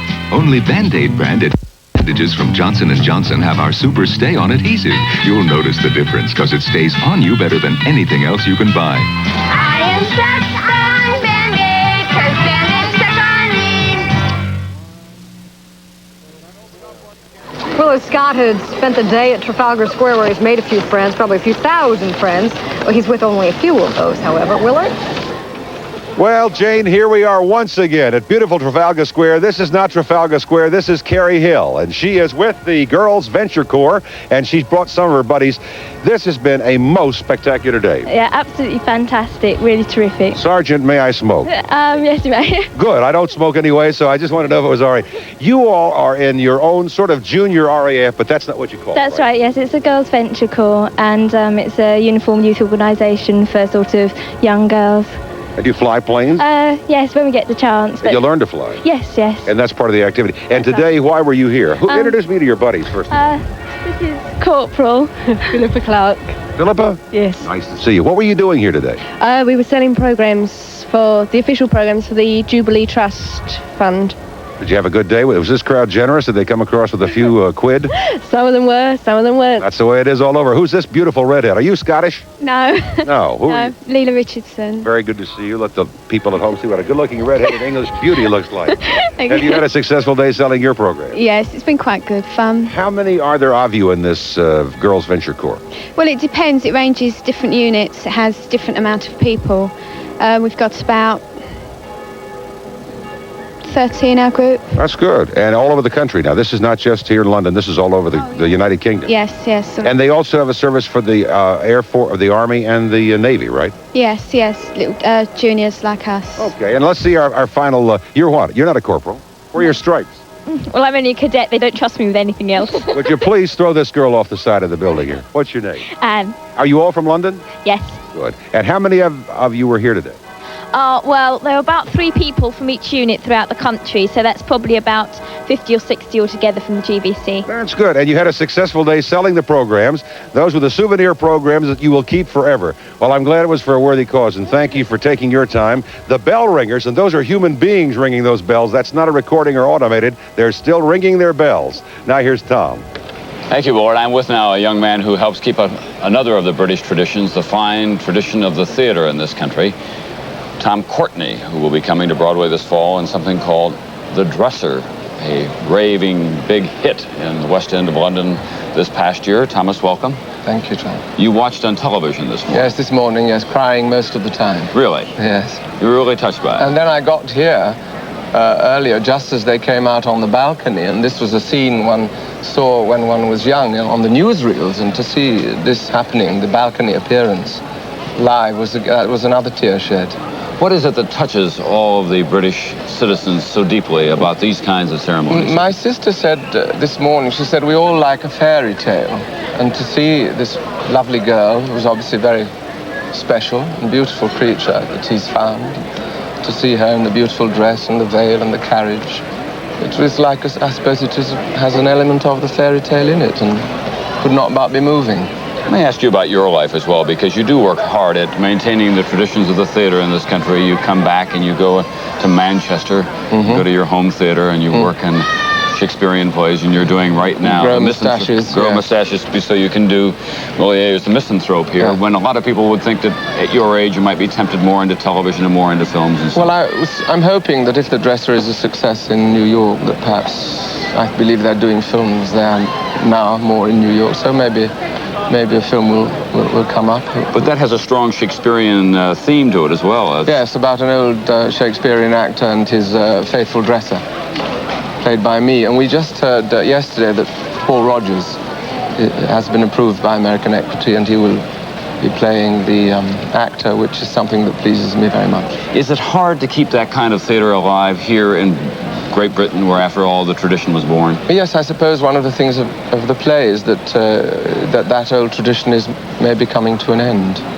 What happens in the schools now? I mean, when you were a young man growing up, what attracted you to that kind of a theater, and what happens now to young people who are they as exposed to it? I don't know. A friend of mine said the other day that his son wanted to be an actor, and he said, well, I didn't discourage him. And I said, you might as well be unemployed at that as anything else. And though it was a semi-humorous remark, I think there's something in it, and I think in the future people will continue to be drawn to the theatre because it's very attractive, and although it is difficult, then so are many other professions. I thought it was quite an extraordinary remark for him to say. But what about this kind of theater that we're talking about here today with the electronic reality of this? But this backdrop, well, when did you see a backdrop like this? The last one I saw, to get anywhere near it, was the Greek Theatre in Delphi, which is in the valley and has an extraordinary backdrop. But I think this beats it, this one today. Tom Courtenay, I will confess to you, is also a friend of mine, and we have spent the last 5 years him trying to explain to me the importance and the real meaning of cricket as well. Cricket, yes. I keep telling him to forget about baseball, but of course he got... But he is, so far, Tom, you are my biggest success at explaining cricket to Americans. You are my first success. There is just the inkling of some sort of understanding that may one day dawn. I've never known that before. I'm beginning to emerge just from the mist, as it were. That's right. Leg side and offside. But what is it? What other side did I miss the other day when you... Onside is also leg side, and wicket means 3 things, and it is extremely difficult to pick up if you sort of weren't used to it from childhood. Now, there's a test match tomorrow between Australia... Big day tomorrow, England-Australia, yes. England won its last test match against Yes, Australia. the biggest turnabout ever. Yes, and how long will tomorrow's match go on? 5 days, weather permitting. Well, it'll go on weather permitting or not. They'll just sit there and wait for the rain to stop. And but 5 days, yes. To those of us who are used to a little more action on sports, watching cricket is a bit like watching grass grow. Well, also, but it has this wonderful thing, because it takes so long, you see. He knew this would make me animated. He asked me about cricket, bring him to life. Because it takes so long, and there are 5 days, you see, in 2-hour periods, 3 2-hour periods each day. They stop for lunch, they stop for tea, and it takes 5 days. It has the elements of a great battle, which shifts, you know, and the fortunes of one day are different from the fortunes of another day. It's affected by the weather. The fact that the wicket is sometimes made a little tricky because it rains, or it's made easier because the sun shines. And so, as in golf, also, the luckiest players get the best of the weather. But it has these elements of a great military campaign. I think so, anyway. To his credit, I did take Mr. Courtney to a Yankee Red Sox one game, and you thoroughly enjoyed that as well. Yeah. And it only went 9 innings, and it worked out just fine. Wonderful. And there was a lot more running and actual hitting of the ball, as you can see. Yes, but I still it'll prefer never cricket. replace cricket. No, impossible. How have my consonants been here for the last? Excellent. Oh, I was telling Tom that Ralph Richardson once said to a friend of mine, watch your consonants, boy, that you have to speak. In order to be heard in the theatre, you must be very clear with your consonants. I think yours are doing extremely well. We'll be listening for your consonants in the dresser in New York this fall. I hope so. Thank you.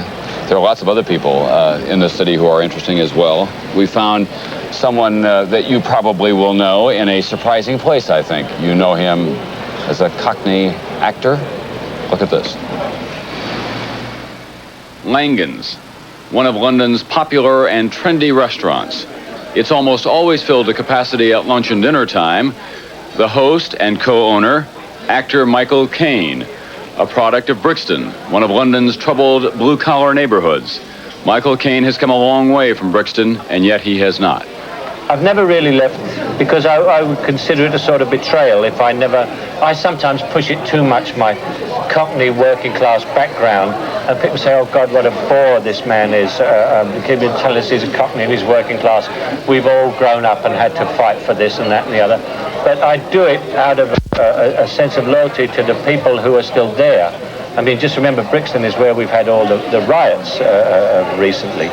And those riots were not race riots. They were black and white people against the police. And I know how they feel.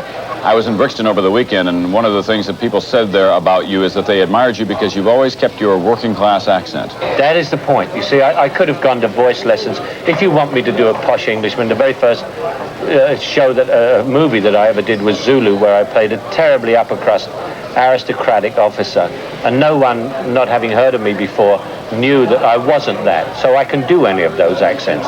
But I deliberately keep the Cockney thing because I would regard it as a betrayal of my own people. And they really are, they're like a race to me.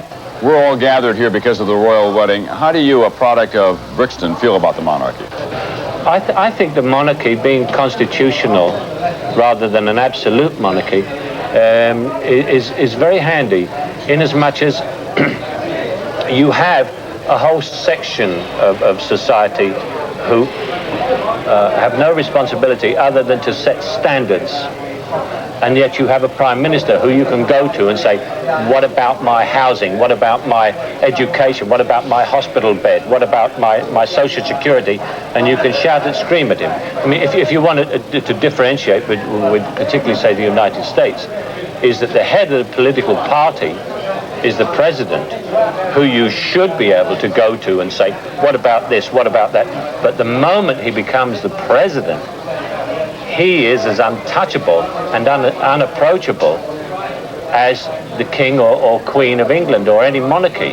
Did you ever dream when you were a youngster that you someday would be able to say that you know members of the royal family? When I grew up in Brixton, I thought that when I got to the stage of an older man, there wouldn't be any royalty, let alone would I know them. You thought it would be gone by then? I thought it would be gone, but I'm glad it hasn't, in a funny way. I don't know what England would make of a republic. I don't think they're really geared for it. And we have sort of we have a couple of political factions. I think one of them is trying to make the whole country into Poland. The other one's trying to make it into Argentina. And we have a head of the GLC, which is like the Lord Mayor of New York, who's trying to turn us into East Berlin. So I'm not quite sure about what's going on here. You pay a lot of attention to these matters. I pay minute attention to these matters, and I always sort of fob it off in interviews, as I've just done, as a slightly comedic thing. But I am very, very interested in what happens to my country. No wonder they have such a grand tradition of theater and acting in this country. The thespians of Peter Ustinov and Tom Courtenay and Richard Burton was on the other day, Michael Caine now, when they have at the core of it all this kind of pageantry, which after all is theater itself. And the royal family, Prince Charles, who fancied himself a thespian as well. We'll be back with much more. Tina Brown from the Tatler, also Robert Lacey, all of this. This is The Royal Wedding on NBC.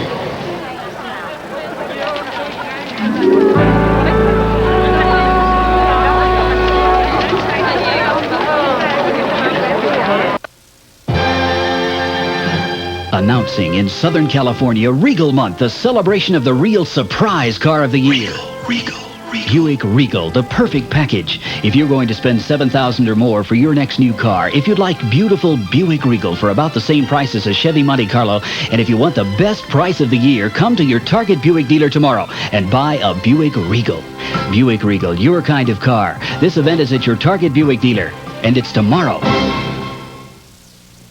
Folks came here by the thousands, bringing their hopes and their dreams, and people like Great Western Savings were here to meet them. And now, almost 100 years later, Great Western is still here, still helping to build the West, still paying the highest interest the law allows. Great Western Savings. The opportunities are still here. To feel like an insider at this week's royal wedding, you have to read this week's People and meet some of the people who made it all work. People like the grandmother who made Lady Di's wedding garter, the English silk farmer whose cloth became the wedding gown. People like the coachman getting them to the church on time. The people who made their bed, king size, of course. People like the cake maker who's in the Navy. And other everyday people who talked about the royal couple. Plus a revealing story about what Joan Baez is up to these days. And very serious criticism of the Beverly Hills diet. So treat yourself. Treat your family to this week's People, where you're invited behind the scenes at the wedding of the year. These delicious summer fruits are now arriving at Safeway at low Safeway prices. Juicy peaches, plump plums, mouth-watering watermelons, incredible cantaloupes, great grapes. The pick of the crop from our buyers in the fields to you at great Safeway prices. So save now on juicy Safeway summer fruit. Summer will never taste the same again. Everything you want from the store is a little bit more.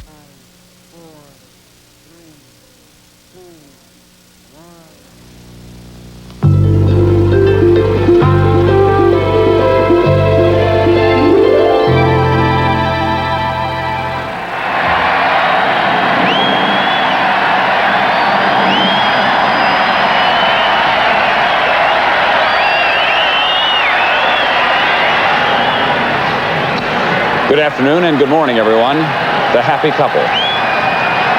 Diana, Princess of Wales, and the Prince of Wales, with the assembled members of the royal family and their attendants at today's memorable wedding at St. Paul's Cathedral, joining these two together.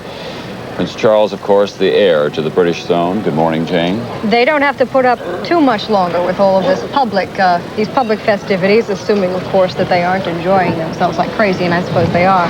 Just another, hour and a half before the honeymoon begins, and we've already been told by a palace spokesman that there will be no press office at the other end. I'm sure that's the case. Incidentally, this has all gone much better than the case of Caroline of Brunswick-Wolfenbüttel, who was married to a Prince of Wales in, the mid-1700s. Actually, he took one look at her. It was an arranged wedding, and had to have a brandy of snifter and 3 men to support himself. Spent the night with his head in the hearth, quite drunk. She wasn't very taken with him. They separated after 21 days. We don't expect that to happen in this case at all. Everything has gone extremely well indeed. Eric Burns now has a report for us on an earlier balcony appearance by the royal couple and their families. Charles Philip Arthur George, wilt thou have this woman to thy wedded wife? to live together after God's ordinance in the holy estate of matrimony. Wilt thou love her, comfort her, honor and keep her in sickness and in health, and forsaking all other, keep thee only unto her, so long as ye both shall live? I will. Diana Francis, wilt thou have this man to thy wedded husband, to live together according to God's law in the holy estate of matrimony? Wilt thou love him, comfort him, honor and keep him in sickness and in health, and forsaking all other, keep thee only unto him, so long as ye both shall live? I will. It was a long ceremony, more than an hour, and near its end, I pronounce that they be man and wife together, in the name of the Father, and of the Son, and of the Holy Ghost. Amen.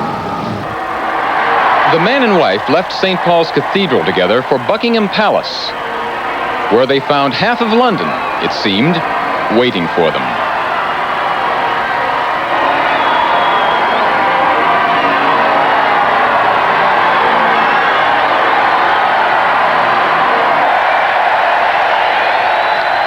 Their response was to hold hands for the crowd from the balcony, after which, time for thoughts of honeymoon. For today, this is Eric Burns, NBC News, London.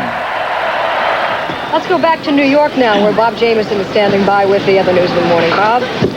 Morning again, Jane. In the United States, attention is focused on Washington, where President Reagan faces his toughest congressional battle yet, as the House of Representatives takes up the tax cut bill today.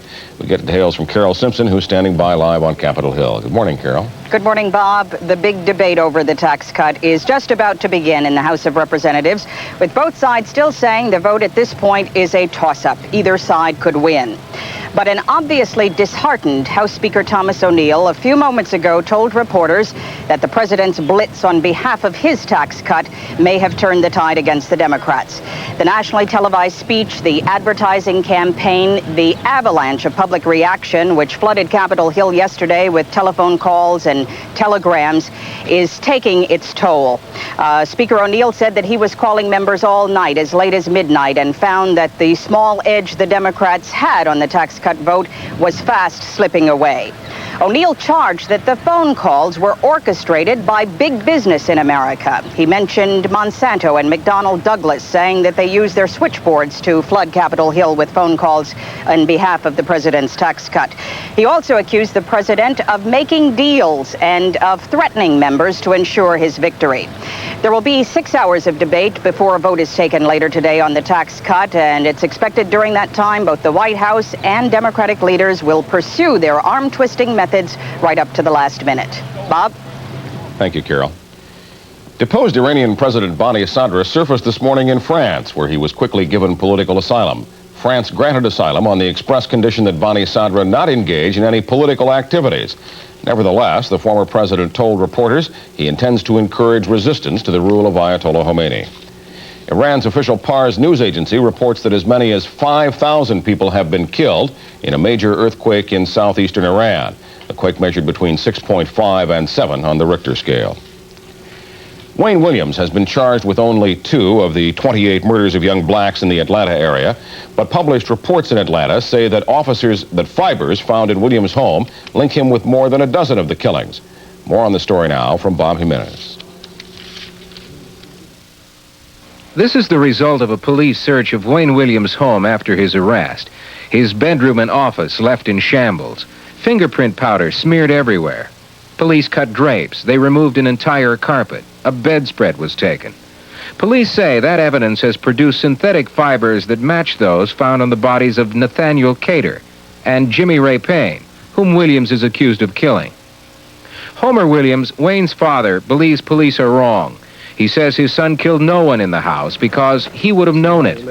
The fiber evidence, he says, is not substantial, and he asks police,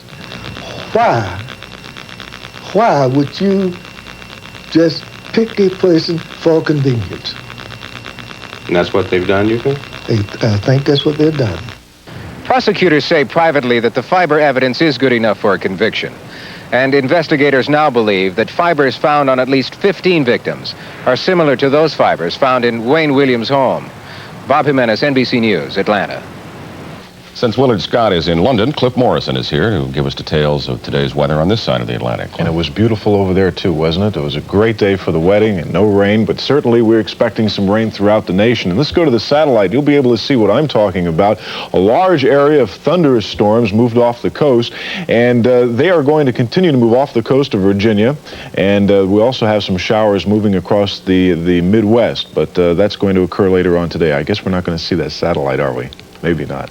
Oh, the afternoon temperatures. Well, okay, that's good enough. Temperatures getting into the 80s and 90s throughout the Southwest, and yes, indeed, up to and over 100. 108 degrees in Phoenix, Arizona, and they say that's cool for this time of year. Oh, cooler, okay. Hot temperatures there, of course, hot and humid throughout the South, and some more severe thunderstorms popping up, yes, this morning and later on today throughout the Dakotas all the way down into Nebraska. And some very thunderous storms, as I had told you earlier, moving off the coast of Virginia, caused quite a bit of stir over the night. Heavy rains, too, through Pennsylvania and parts of Virginia, 2 to 3 inches of rain.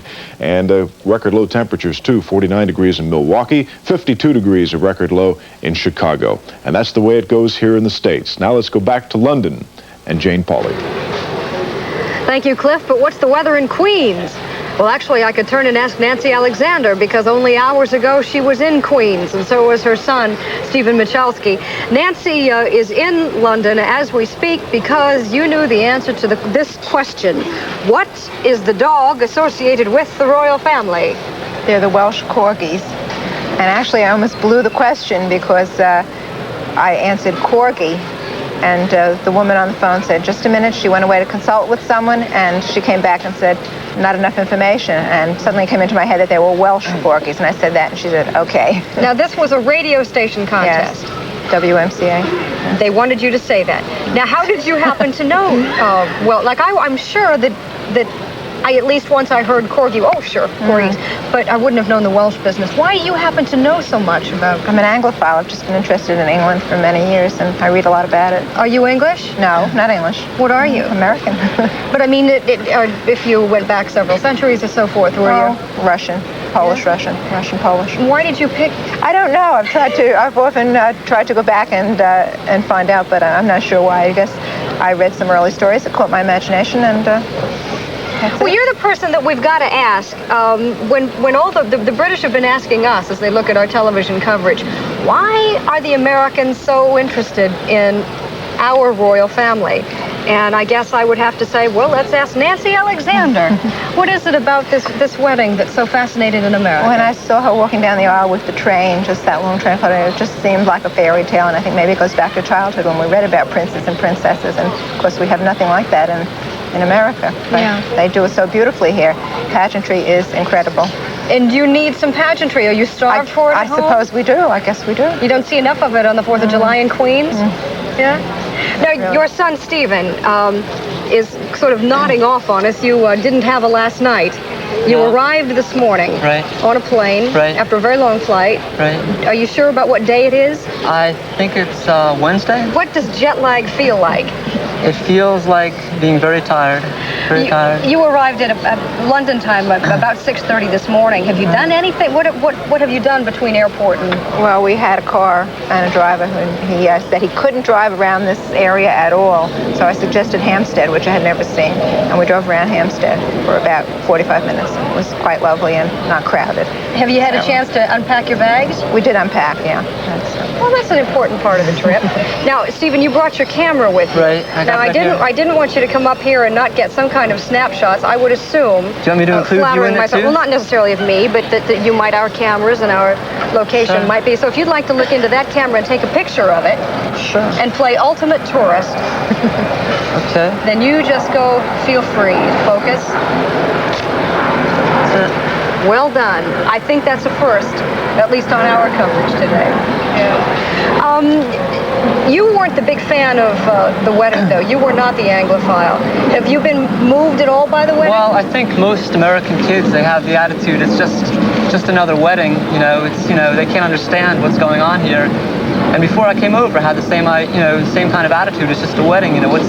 Why are they on all the covers of all the magazines in the United States? Now that I'm here, I realize it's something very important to the English people. It's part of their tradition. You're 22 years old, though. You can't tell me that you didn't give a second look to a picture of Lady Diana. Well, she looks okay. She looks okay. That's how they talk in Queens. Thank you both for being with us. I hope you have a good trip. We'll be back after a message.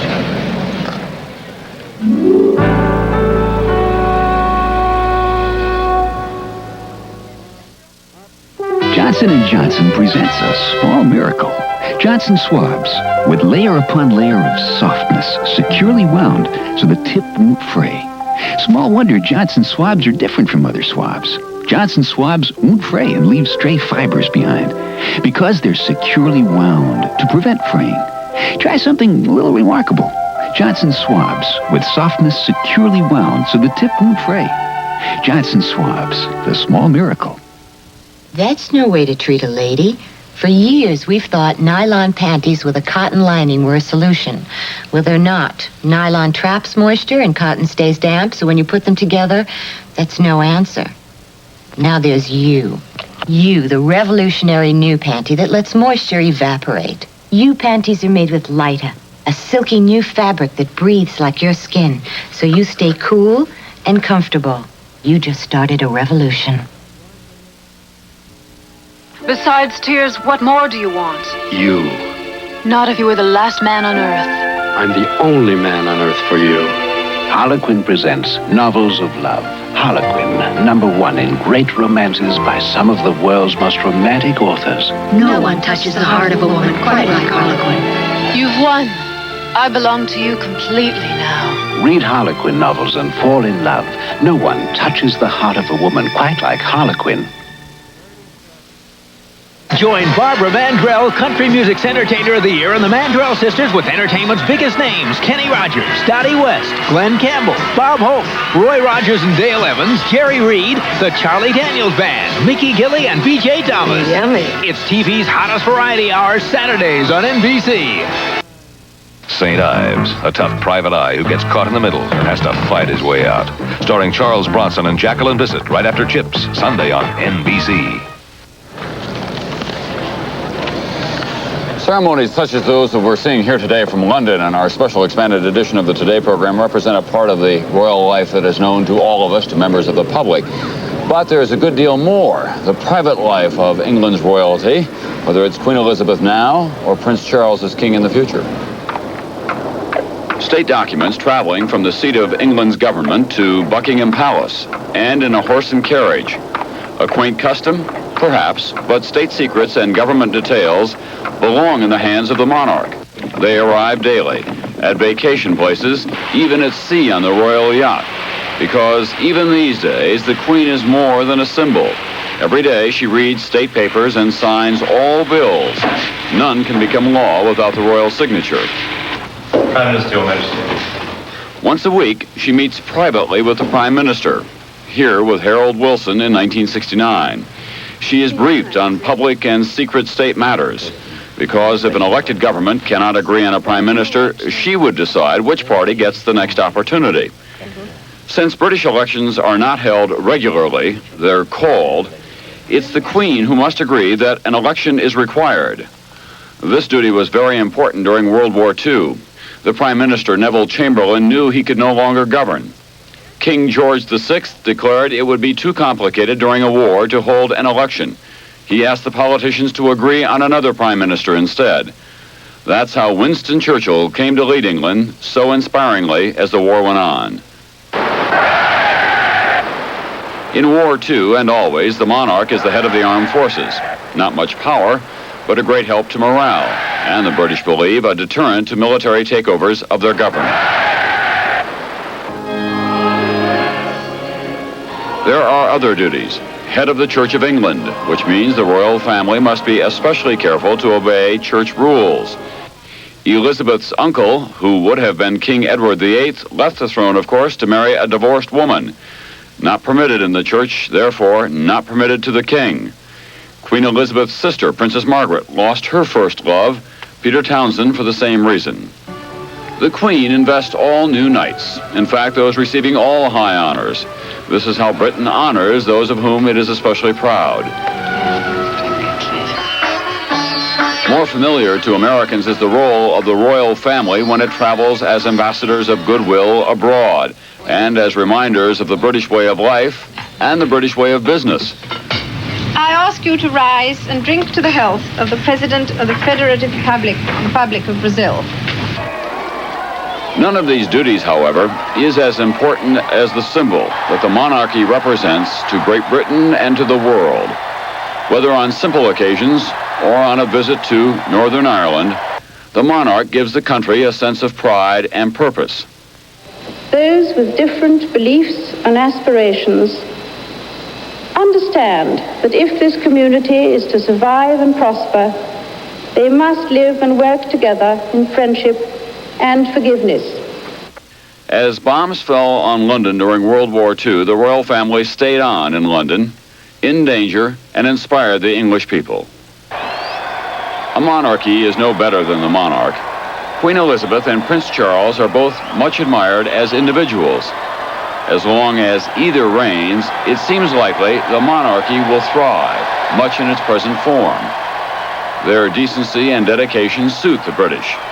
However, whether the job becomes eventually obsolete will depend on the children of Charles and Diana, and on whether those children can sustain the symbol of the British monarchy, a symbol and a spirit which so dominates the image of today's Queen and of tomorrow's King. We're back here on our set of today overlooking Buckingham Palace and the crowds that remain in the square here in front, just in front of the Queen Victoria Memorial, awaiting now the departure from Buckingham Palace of the happily married couple.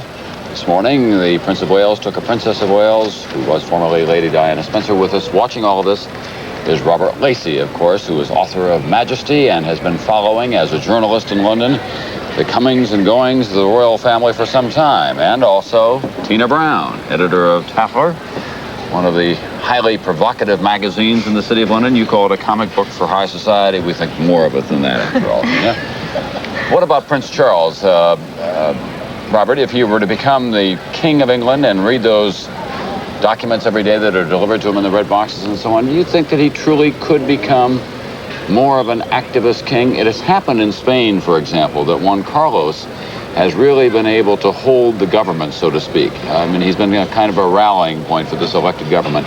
Is Prince Charles made of the same stuff? I think he is. I think that we have to make a distinction.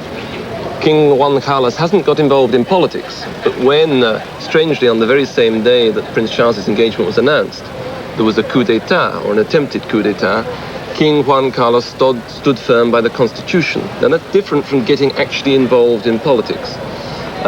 This is clearly something that the monarch may have to do more of in the future here. One of the things that's happened in recent weeks has been the surprise showing of a new party, the Social Democratic Party. What that may well mean in the future is that we will have no simple two-party system. And in that case, as we were seeing on the film, it is the monarch who chooses which of the various parties has the chance of forming a government. And that's quite a responsibility, and it's going to fall on his shoulders. Can he lean into the government to do something more about, say, Northern Ireland or the situation in the inner cities? We know that's something the Queen has done in the past. When our soldiers first went to Northern Ireland, it was a difficult political decision. The Prime Minister at the time, Harold Wilson, was rather embarrassed by it. The Queen said that the men who were fighting in Northern Ireland, whatever the rights or wrongs of it, and losing their lives, should get medals, should get recognition. And this is one of the things the royal family stands for, public service, and the importance of that. Something politicians perhaps tend to play down sometimes. Well, what about Lady Diana? Recently in that interview that we saw last night, she was asked about what her interests are, and she said, well, children, of course, but then she allowed, well, I'm only 20 years old. My interest will develop with time. Is she likely to become an aggressive, socially aware individual, or well, she was not one of the very few members of the royal family who's actually had a job, and as such, teaching in a kindergarten. She has genuinely experienced the teaching of children. And I think, although it would be a shame if she suddenly got pigeonholed as token child interest in the royal family, I think she probably will develop in that way, and let's hope she does go all out for campaigning for spastic children and the disabled and so on. But at that, her experience at the Young England kindergarten, those were very upper-class children, and 3 days a week she was at the kindergarten, and 2 days a week she was nanny for a very rich American boy. So her experience is clearly with rich people. Privileged children, I agree. Well, perhaps that she can change that, and during the next 10 years it would be marvellous if she developed in the underprivileged area, perhaps going into places like Brixton and Toxteth and getting interested in them. We're going to continue with all of this during the course of the next couple of hours here on NBC, and we will be back in just a few moments with the model of the place behind me, Sir Hugh Weldon, to explain who lives and works where inside of Buckingham Palace. This is the Royal Wedding on NBC.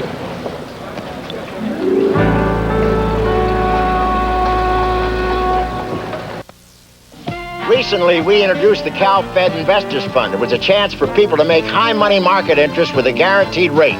The response has been overwhelming, but instead of resting on our laurels, we've made the Investors Fund even better, because now you can earn high interest in as little as 30 days or up to 89 days. So what are you waiting for? Why don't you get on the bandwagon?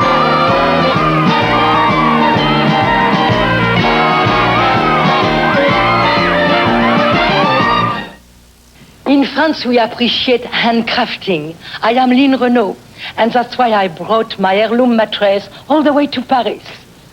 Only heirloom has the unique support and special comfort of handcrafting. An heirloom super feather bed is covered with luxurious pillows. Handcrafting makes the difference, and when it comes to heirloom, vive la différence! Heirloom, fine handcrafted sleep sets.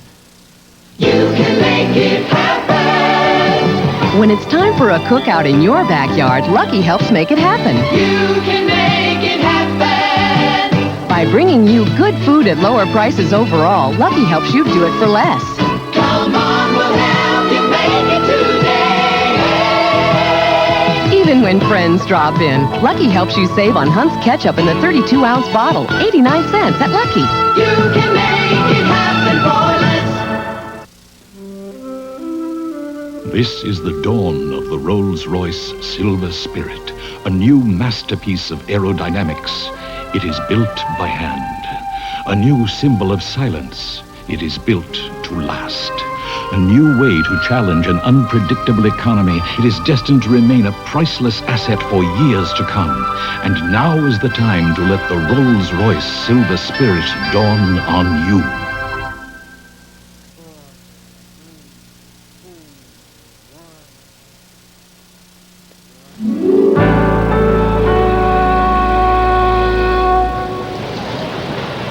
Now 10:24 in the morning in the east coast of the United States, 3:24 here in London, where we are still awaiting the departure from Buckingham Palace of the Prince and Princess of Wales on their wedding trip. They'll be going to Broadlands, which is the home of the late Lord Mountbatten, a great uncle to Prince Charles. Now let me show you well, if you watch television in America, this is a very familiar English face. Sir Hugh Weldon is with us. He is explaining on our American television sets things British to us all the time. We're going to have us with today to talk about some of the great traditions that we're witnessing here as well. It's gone awfully well, don't you think? It's gone marvelously, I think. The whole day has gone well. The great thing about it has been cheerful. That's the nice thing, indeed. You were saying to me the other day there's an awfully nice feel about London, and it's continued right along. The fact of the matter is that the reason why these things go well is because they do belong to a tradition in that sense. People think that tradition means men in funny uniforms and those horses, don't they? But the actual fact is that as far as London is concerned, and as far as England is concerned, the actual tradition of theatre and drama and all that sort of thing was pageantry for the first 500 years of English history. See, the first 500 years of history, from 1066 until the end of Henry VIII's time, all that time, all art, all popular art, all stuff of that kind was public ceremonial. And London, places like this, was built in order to have theatrical places in which this could take place. The reason why there's a Mall, the reason why there's Trafalgar Square, the reason why there's a great place in front of St. Paul's Cathedral is in order that great spectacle should take place.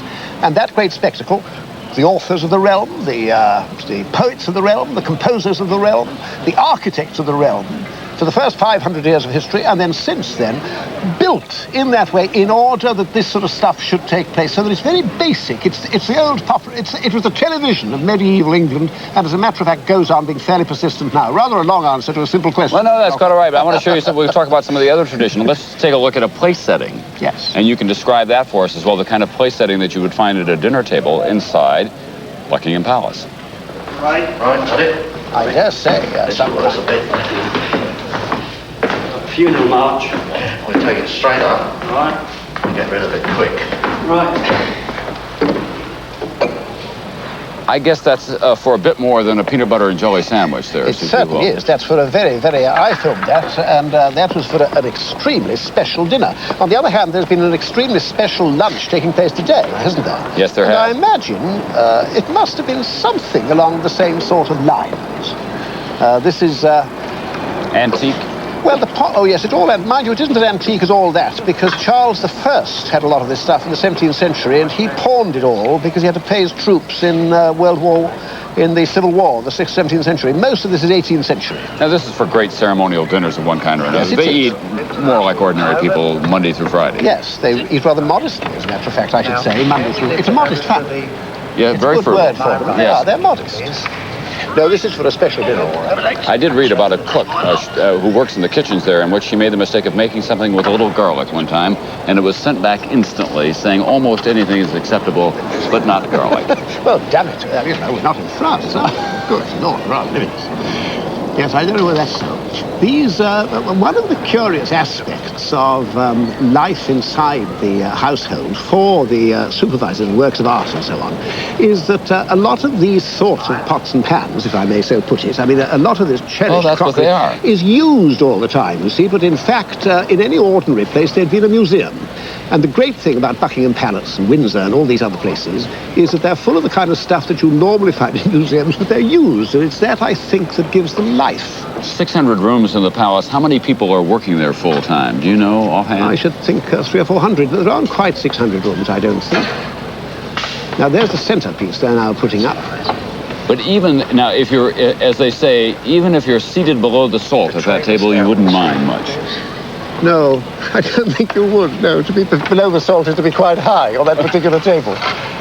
One of the great problems that they've had here in the past 48 hours, of course, is how to deal with the protocol of all these visiting heads of state and the other crowned heads who have come here, with the exception of King Don Juan Carlos of Spain. Of Spain, as we know. Not come. That's right. Mind you, they're very experienced in that kind of stuff, aren't they? Yeah. Fresh flowers grown in the gardens. Yes, it's all their own flowers. It's all their own stuff. You see, all that kind of stuff.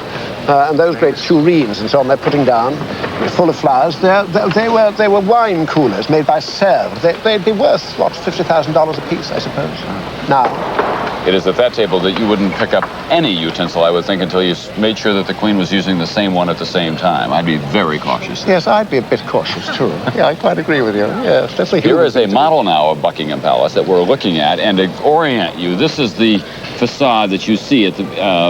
when you come here. Along there? Yeah, that's right behind us right now. The kind of ceremonial front, and then they come out on the That was the last part of the palace. That's only been here, this part, for about 150 years. It was Queen Victoria, really, who put that on. Now here are... Inside... These are the living quarters here. Yes, along there are the living quarters. The second floor, that's all. Or what we call the second floor. You call it the first floor. Up there. They're very modest. Prince Charles only had, what, a couple of rooms there? That's right. But he had a little staff to serve him dinner and so on. Oh, sure he did.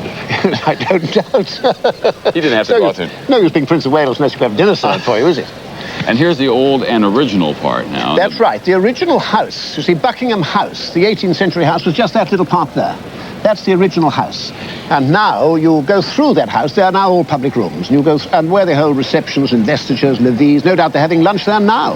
And you go through that into the garden. And these are the gardens out here. And that's where these garden parties take place. They do an awful lot of hospitality. What, 40 acres of gardens, I think? Yes, huge gardens. They're right behind us. Yeah. See where we are sitting now here. And a lake back there, even. Yes, with flamingos. Well, I should think that you ought to be able to afford real flamingos as opposed to the plastic stand-up kind that you put one rod on. Real flamingos, you certainly get there. They're pink and they're very pretty. And once more, for some reason, I don't know why, if you go to a garden party, it's extremely difficult not to go straight to the flamingos, because there's something nice about flamingos. There's something very nice about you, Hugh Weldon, as well, and it's grand to have you with us this afternoon. Thank you. I know you've enjoyed things here as well. Yes, I certainly have. And we've enjoyed sharing your enjoyment. We'll be back right after this message.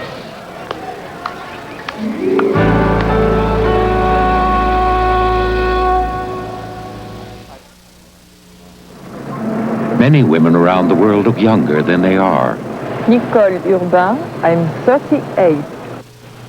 I'm Avis MacArthur, and I'm 40. These women share the secret you know as oil of Olay. Each drop is similar to the fluids abundant in younger skin. It's true. I'm 31. Share the secret of oil of Olay. It can help you look younger, too. How old am I? 41 and a half. This is a brand new way to remove nail polish. Safe and clean. It works almost as fast as you can say, Pretty Nails Polish Remover. See? No cotton, no mess, no hassle. And the new Pretty Nails way even saves you money over the old-fashioned method, because one jar lasts for several months. What could be simpler, quicker, and more economical? New Pretty Nails Remover with lanolin is at your favorite cosmetic counter now. I started using Suave when I was in school. And let's be honest, it's because it didn't cost a lot. Once I was on my own. I tried some of those expensive shampoos and conditioners, but they weren't better than Suave, just more expensive. So I stayed with Suave. Today, I know women who spend a small fortune on their hair. I don't. Suave just makes me look as if I do. Suave makes you look as if you spent a fortune on your hair. To feel like an insider at this week's royal wedding, you have to read this week's People and meet some of the people who made it all work. People like the grandmother who made Lady Di's wedding garter, the English silk farmer whose cloth became the wedding gown. People like the coachman getting them to the church on time. The people who made their bed, king size, of course. People like the cake maker who's in the Navy. And other everyday people who talked about the royal couple. Plus a revealing story about what Joan Baez is up to these days. And very serious criticism of the Beverly Hills diet. So treat yourself. Treat your family to this week's People, where you're invited behind the scenes at the wedding of the year. Welcome back. 3:30 in the afternoon here in London. It's about 10:33 actually where you are on the East Coast of the United States. And as we have repeated right along now, if you're just joining us, we expect in about a half an hour the Prince and Princesses of Wales to leave Buckingham Palace, and not by a side entrance, but they'll be coming right out the front door again, and they'll be taken by coach to Waterloo Station, where they'll be placed aboard a train, and then they'll go aboard the train to Broadlands, which is where they'll spend the first 2 days of their honeymoon. We'll talk more about all of that coming on. Robert Lacey, author of Majesty, journalist who follows the royal family. Jane Pauley, who has been following the royal family almost as closely as we all have here for the last 6 weeks or so, right? Sure feels that way. I want to tell you, our computers have absorbed a lot of information about all of this. The pageantry of Great Britain and the royal family's been great fun. How old is India Hicks? Oh, here we are. 14 years old. 17-year-old. And she's also on the cover of this woman's magazine. It is Tatler. And Tina Brown is the editor of all of that, has been with us through it all as well. Now, I must say, you pay attention to all of this all the time, but you've had to do a little boning up, too. Please tell us. I must say, I'm suffering from computer overload. Well, I think that we all are. The day has gone off extremely well so far from all points of view, from the point of view of the royal family, most of all, from the point of view of this country, which supports, as it always has, this constitutional monarchy, from the point of view of Scotland Yard, no security problems. Point of view of Jack Scott, the BBC meteorologist who promised it would be a dry and warm day. And there were crowds all along the procession route, as you might expect, 600,000 by Scotland Yard estimates. We have standing by now NBC News reporter Diane Wildman to report on just how crowded it was. For many in the packed crowds along the parade route, the only way to see anything was through tall cardboard periscopes. But I can still see. Thousands had waited through the night for a glimpse of the procession, only to be pushed back into the crush at the last minute. I brought a stepladder over there, but it proved of no value at all. For some, the heat and excitement were too much. The St. John's Ambulance Brigade treated hundreds for minor injuries and fainting, but most recovered quickly. Doreen Ellis, who lives in the north of England and has been to London only once before in her life, expressed feelings shared by almost everybody. Oh, great. I could cry. It's marvelous. It really is. wonderful to be able to really see the Queen and all this happening. And you come to think from Charles I, it happened then, and you can still come back and see the guards and everything. I think this is what the world and the country needs. I do. I think it's marvellous. And so it was. Diane Wildman, NBC News, London. Place to come back to when the honeymoon is over. It's not a split-level ranch house, and, well, it's not new, but it's nice. It's in a village that has been there for a very long time. Eric Burns has a report.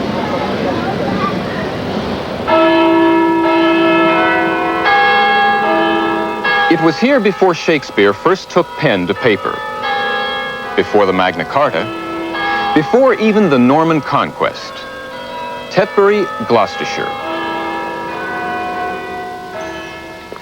There is no stream or river or lake near this town, which means there's no water power, which in turn means that the Industrial Revolution passed right by Tetbury without so much as a shift of gear. To this day, in fact, there is hardly any pollution of any kind in Tetbury. It's a small town, population about 5,000, and a trusting one. When greengrocer Mervyn Warner closes up shop for afternoon tea, he leaves his vegetables outside the store, confident that no one will take them. It was an important town to Americans 3.5 decades ago because much of the planning for D-Day was done in Tetbury, right about here, where the laundry now dries on the line. The royal couple will live about a mile outside of town in Highgrove House. It cost £1 million, which is almost $2 million, and it used to belong to the son of former Prime Minister Harold Macmillan. The people of Tetbury are delighted about their new neighbors. They persuaded the post office to issue a special commemorative stamp in their honor. And when the engagement was announced, we decided in this town, the council, that it would be nice to give a present from everyone in the town as opposed to several separate presents. And we looked for something that could be seen by everyone. So we decided upon new gates for Highgrove. To pay for the gates, the people of Tetbury are taking up a collection. The cost is about, well, it is £2,640, and the money is coming in very easily. We've got about £2,000 of it now. Have you contributed any money yet for the royal wedding gift? Yes. Have you contributed any money yet toward the royal wedding gift? No, not at the moment. I will do that. I don't contribute to any royal gifts. They've got much more money than I have. I've estimated that it will take me around 500 hours of forging to make these gates. Hector Cole, blacksmith to the prince. Is he nervous about his royal commission? Well, they say we may be invited up for the hanging, and I have said, well, it depends which hanging, the gates or mine, if they don't fit, so... There is a present in addition to the gates that the people of Tetbury plan to give the prince and his bride. Privacy. Yes, I think that's right. I think people would just, treat them as everyday people. They come here for a bit of rest, and I think they'll get it. It'll be the tourists more than anything bother him, I think, than the local people, And the tourists are already here. We brought more people to the town. There's about...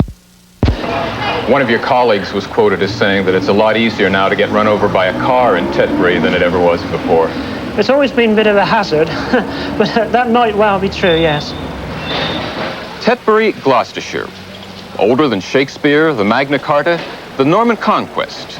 And now, just about to begin, yet another chapter of its history. For today, this is Eric Burns, NBC News, saying, so long from Tetbury. That is, by common consensus, by the way, the worst of the souvenirs being sold here, and it's probably one of the most popular as well because people can't wait to take it home and say, look what I found when I was in London. Tina has been down in that very neighborhood, that kind of Tony neighborhood where the prince and princesses of Wales will be living now. They have some fairly contemporary neighbors, don't they? People who like good times. They do indeed. There are two kinds of neighbors for the royal couple. There's the grand, elderly, sort of very, very upmarket crowd, like the Duke of Beaufort, who's 84 and is master of the hunt. plus Princess Anne, Princess Michael of Kent, whose house is incredibly haunted, so haunted that 6 previous owners have got shot of it as soon as they possibly can. And then just across the border in Wiltshire, there's a very much sort of younger, slightly more swinging crowd. There are people like the Earl of Pembroke, who has Wilton House, and he's always in a polo neck sweater and plimsolls, but your dress is still laid out for dinner by the butler, so there's a wonderful mixture in his house. And then there's Lieutenant Colonel Andrew Parker Bowles and his wife Camilla. He is the colonel of the Household Cavalry who you saw today, the Blues and the Royals. They're very hunting and shooting and fishing, but very young and swinging. Now, will they be able to mix with the prince and princess? Well, I think they already have. I know that Prince Charles has taken Lady Diana, or the Princess as she now is, to dinner at the Parker Bowles house. And I think he'll be continuing to do that. Lady Tryon also has a house there. Prince Charles is, though we always have to point out he doesn't really do anything for a living, is a very hard worker and strikes me as very disciplined when he does apply himself to his papers or whatnot. Does he like playboys?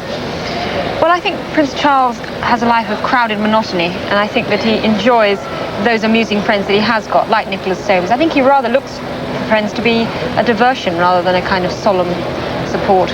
All right, Lacey, let me ask you, he gets all of this money from the Duchy of Cornwall, which is this vast estate that he owns with farms and tenants and so on it. There's been some criticism of that. He doesn't pay taxes on it. He gives a lot of it back to the government voluntarily, but he still takes in about $500,000 a year.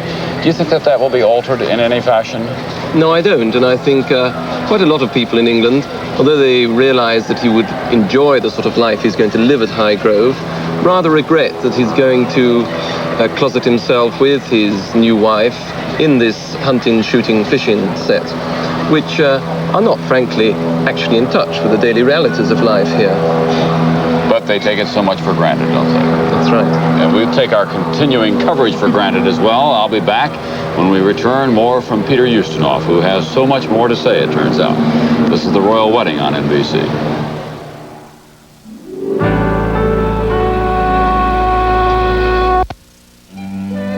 The amazing trip to Broadlands. 747 is listening to the right, Tom. Everyone is peering out the right side so they can get a glimpse of all of that. I would think it might have tipped its wings at some point. At any rate, we're very, very close to the time when they will be leaving here, Buckingham Palace, and going off, just the two of them, this time without the whole wedding procession of the King and the Queen and the pages and the attendants, and getting away from it all.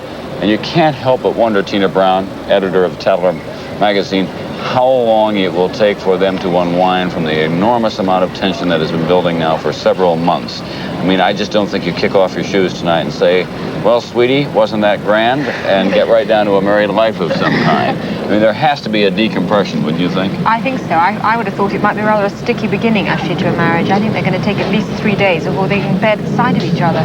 Yeah. They've been so publicly in love now for 4 months that it must be a relief to get. I think that's the purpose of the honeymoon.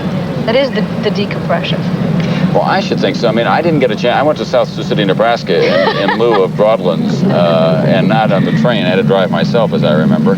But I do think that the honeymoon itself won't be a very private affair on the Britannia, after all, with all that staff around, and every waking moment someone hovering over you.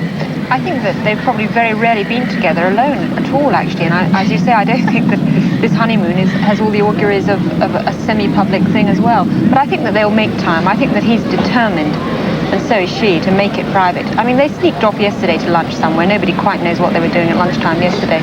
On the Britannia, I love this. When royalty is on the Britannia, the crew all wears plimsolls so that they walk around very quietly. And when royalty is present on deck, they give signals in sign language so as not to make any noise and wake anybody up. But they will be watched by the Royal Navy in the Mediterranean, by the American fleet in the Mediterranean. So they've got a private cinema on board. Maybe they can sit in the back row all on their own. Right. King George V and Queen Mary at the turn of the century would sit in Buckingham Palace, dine with someone ever present, an equerry or another attendant of one kind or another, I am told, and never exchange a word during a meal.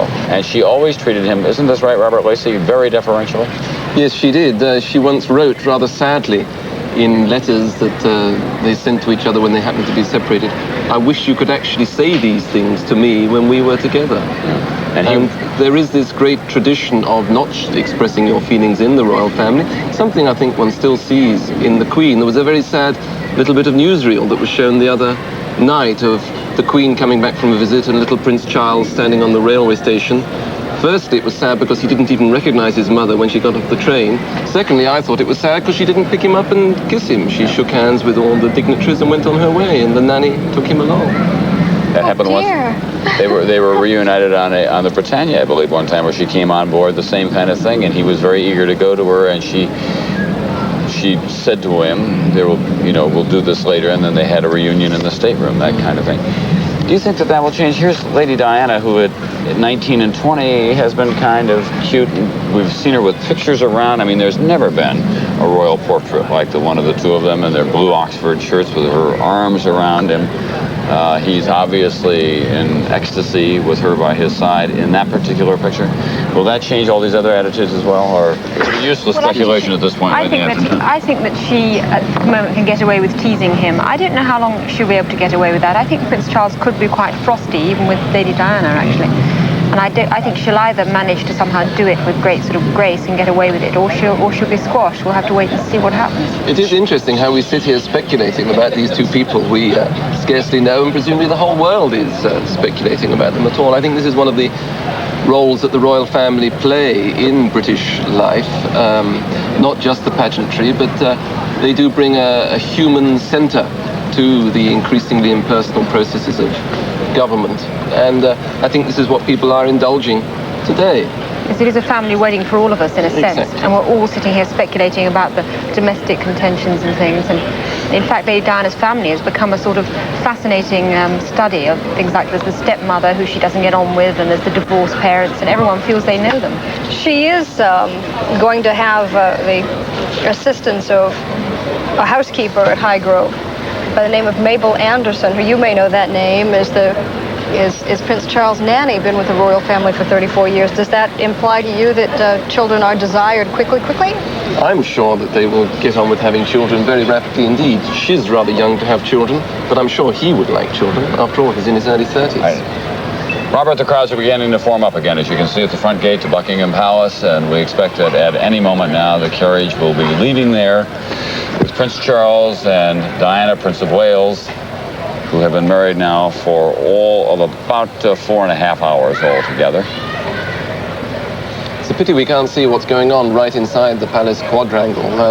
This can often be quite a wild affair when they throw shoes. They throw shoes and tend to open bottles of champagne over each other. Shoes? This is a gesture of good luck. In lieu of rice, they throw shoes in England. There was the unfortunate incident of a Princess Louise, I believe, who was departing on a ship. The shoe was thrown and it hit her squarely in the face. We trust that won't happen here today. Well, we won't be driving off in an old banger with Just Married on it. No, they won't have, that's right, they won't have tin cans going off the back.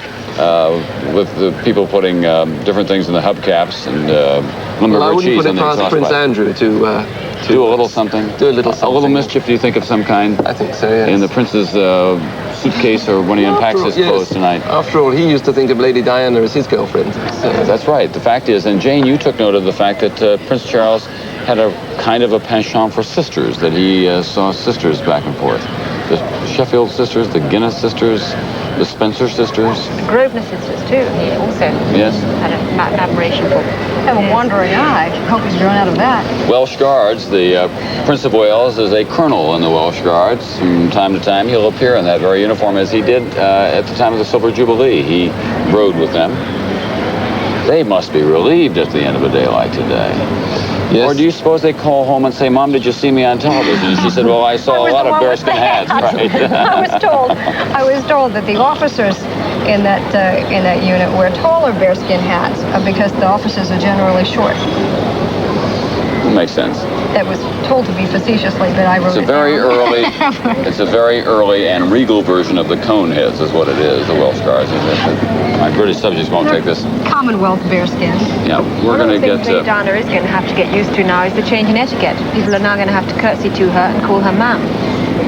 or ma'am darling if they're on very good terms. Yes, that's, I guess that, ma'am, though, for people who use it, must be a term of endearment of some kind. I mean, they use it just like a nickname, like Muffy or Bitsy or something like that, don't they? I mean, it's... Well, I think they do when they've known them for years, yes. Yeah. It feels like that. Yes, that is what you call the Queen when you meet her. You call her ma'am, not your majesty. You just say ma'am to her. It's such an unattractive word, ma'am. Sir comes from the deep south, in fact. Ma'am. Yes, ma'am. I remember one of Edward VIII's girlfriends was very disapproving because Mrs. Simpson used to call him David in public, and she said, in my day, we either used to call him Sir or Darling.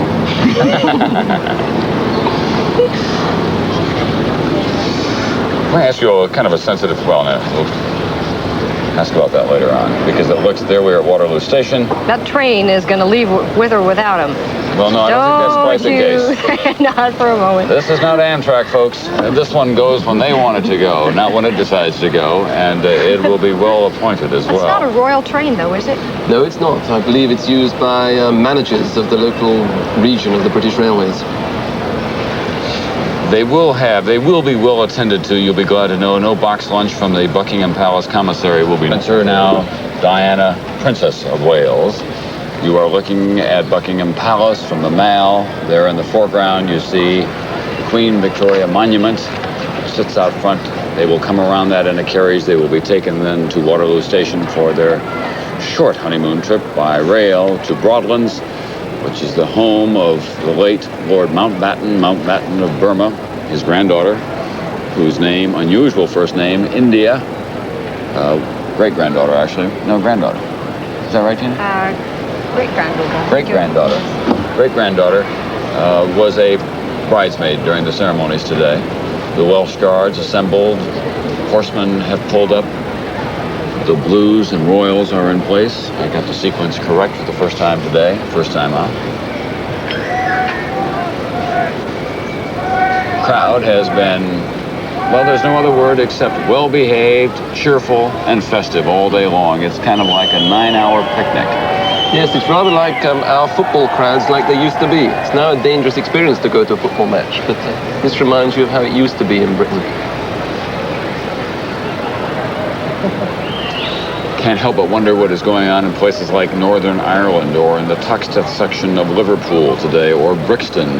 Those are the neighborhoods where they have been having the domestic political troubles. In Northern Ireland, a different kind of continuing tension between two peoples, the British and the Irish there, the Irish Catholics, of course. Did any prominent Irish officials, in fact, dare to come to the wedding today? I don't believe so. No, and in fact, the decision of the royal family to invite the Roman Catholic Archbishop to take part in the ceremony caused great offence in Northern Ireland to the Protestants there, and was taken as a sign that the British government was getting far too close to the Church of Rome. And the Jewish community were very angry because the chief rabbi wasn't invited, so I think everybody's been taking umbrage all round, really. Well, we keep looking at this stretch of real estate here in front of Buckingham Palace called the Mall. It is spelled the same way as mall in our country, cigarette named after it and so on, which came from here originally. The Mall is called the Mall because it is a piece of land on which they used to play a game called Pall Mall. A long time ago, 150 years ago, at least. Robert Lacey, am I right so far? Yes, you're absolutely right, and it's where Charles II used to take his exercise. This, of course, was way out of London at one stage. Yeah. Right out in the country. It was called Pall Mall, which was a kind of bowling game, wasn't Nothing like cricket, huh, Tom? it? You want to hear all I know about cricket? I've been working on cricket. That won't take very long. No, it won't indeed. Pall Mall was a kind of bowling game? Yes, it was a sort of bowling game, but I know more about it than you know about cricket. I'm very relieved to hear that, Robert, actually. But I'm working on cricket, and I'll be working on it the rest of my life, actually.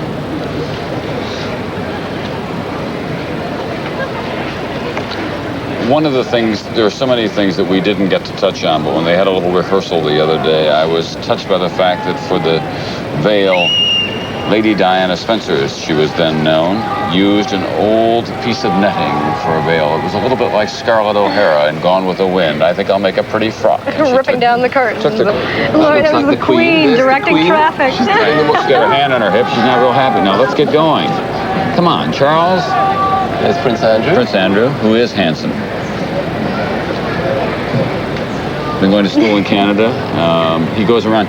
I read a little article, and I think the Tatler recently, Tina, about him going to a disco, and he sent his 2 detectives 24 hours in advance to case the place. That's right. In fact, we offered a guide of how to bop like Prince Andrew. Yeah. You snap your left hand, and then you snap your right. They move. They move as carefully when they're dancing as they do in... No, I think that he lets himself go when it comes to records by the police. They're now beginning to move out. You can hear the commands given to the Royals, to the Blues and Royals, and to the lifeguard.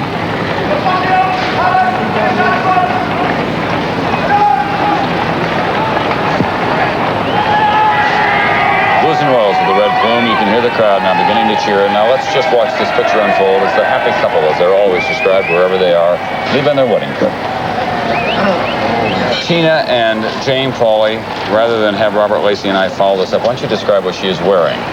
If we can, take a little look at that right now. Well, the first line of my description says she's wearing a cantaloupe, but if you go on, it says a cantaloupe silk dress with white trimming and, where do we go back? I don't know.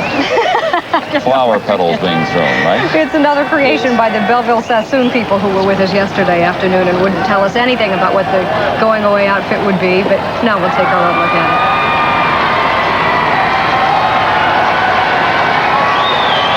Wearing one of her wonderful new hats.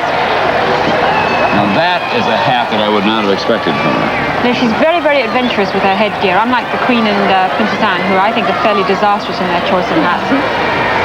Princess of Wales is definitely going to set a style for adventurous, exciting plumes. But she would never, she was not the kind of person that would ever have worn a hat. You see those balloons? Diana's No, that's right. Yeah, silver and blue balloons. With the Prince of Wales feathers on them. You suppose they picked them up from a vendor on the way in and just tied them? I suspect that's not too likely. Let's just watch this now. Magnificent joining of the past and the present at Buckingham Palace. The brothers.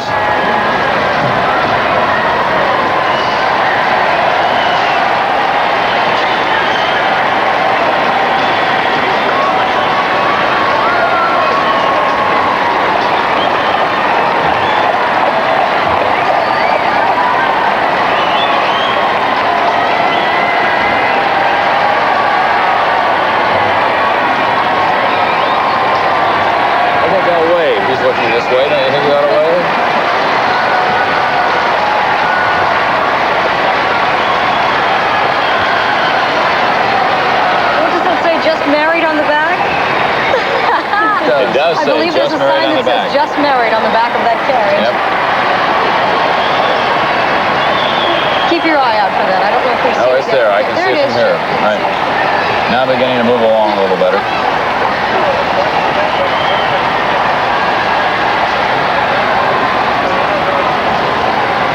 Well, this trip will take about 22 minutes, I believe. And Robert, you were saying that the route has been rather carefully designed, not to pass certain things, but to bypass one thing in particular. That's right. Well, one day Prince Charles will presumably become Charles III, and if they went right down to the end of the Mall, they would have to turn around the statue of King Charles I, who actually had his head cut off by his loyal subjects. That would be an awkward moment. So they turned right carefully before the statue and avoided. Well, they're going off well fed. They had a breakfast that started with a fish course, then a cream of chicken, supreme of chicken, Princess of Wales it was called, with vegetables, salad, strawberries, whipped cream, served champagne, as you might expect. A Bollinger, as I remember. That's the prince has a taste for that. White wine and port, which we don't drink a lot of in America, but they do here after lunch and after dinner, and with good reason. It's very, very tasty. Her dress is designed is a cantaloupe silk dress with short sleeves. Thank you. Right. Not to mention the cummerbund sash at the waist. That was designed by the Belleville Sassoons again, wasn't it? Right. Yes. They seem to have emerged as the casual dress designer of the wedding, don't they? They designed Mrs. Shan Kidd's suit, which I thought was very elegant. And now Diana's going away dress.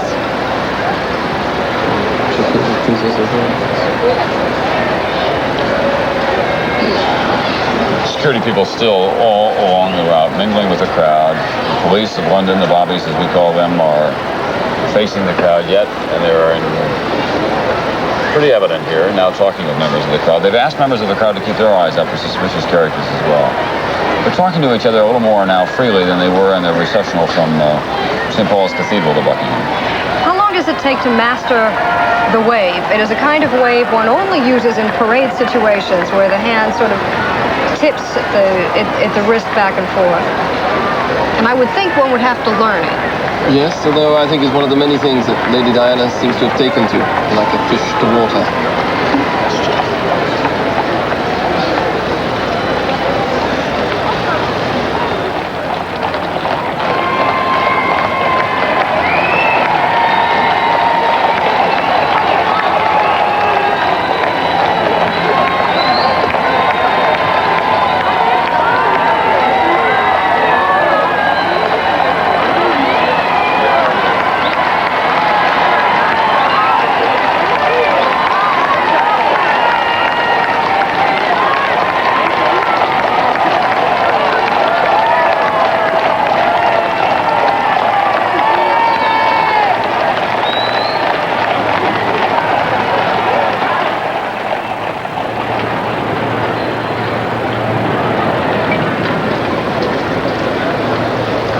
Back at Buckingham Palace, where members of the royal families are in a little more relaxed mood than they were when they were in the scene at St. Paul's Cathedral. Wedding procession still continuing down the mile to Waterloo Station.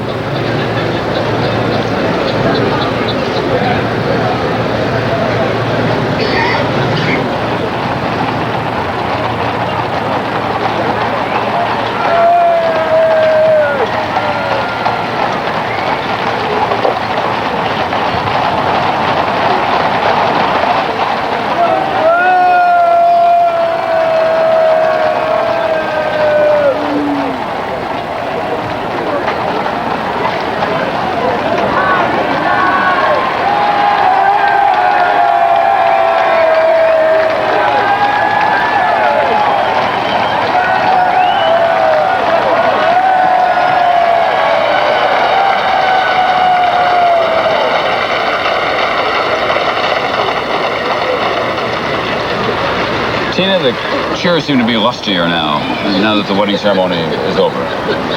They do seem to be being greeted with fantastic enthusiasm. I think that everyone has been breathless at the way Diana has looked. She looks so fairy princess-like, it's quite corny to behold. And now she's in her little pink suit, she looks even more charming, I think. But I still wish he'd just put his arm round her and give us a little tiny demonstration of public affection. Put his arm around her, after all. Yes.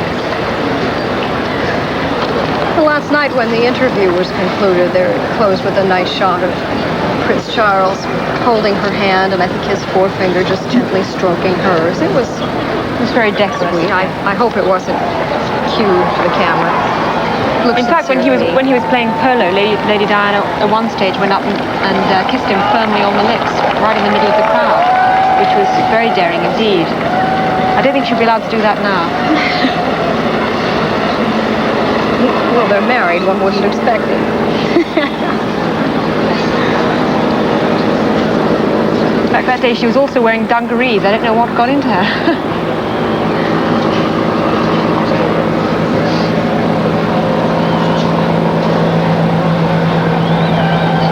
Certainly her friends, her old flatmates, are going to find it much harder to ring her up now than they used to. I think she'll find that quite lonely in some ways.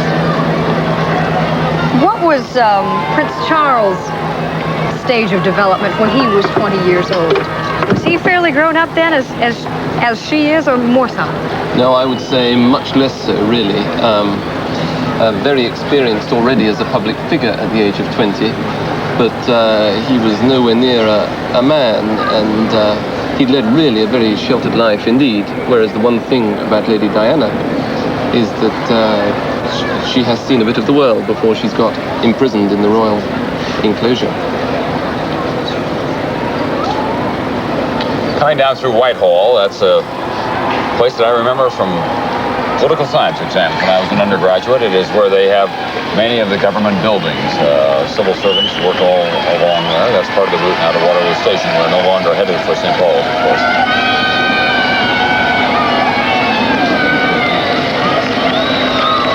When Prince Charles's parents made this same journey 34 years ago, it was in November. It was also in an open carriage, and it was so cold that the princess, who later became queen, actually had some hot water bottles hidden underneath her blankets.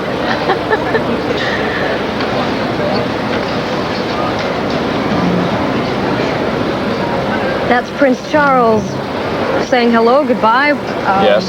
BBC now providing us with coverage of Prince Charles at an earlier time running to greet mother. He grew up among dignitaries. Princess Anne. Princess Anne. His mother and father traveled a good deal when he was very young. They would be gone for 6 months at a time. Yes, this was because her father was very ill, and they had to stand in for him. This is presumably something that Prince Charles may have to do, and Lady Diana in the future. As the Queen and Prince Philip get older, Prince Charles and Lady Diana will take on more and more of the burden of foreign tours. They're growing up. Well, she may cramp Prince Charles' style a bit on those foreign tours, because he used to rather enjoy those little stag nights in places like Hong Kong and Australia. Dancing in Rio. Yes. He spent a lot of time in train stations, I think, is the point we're making here.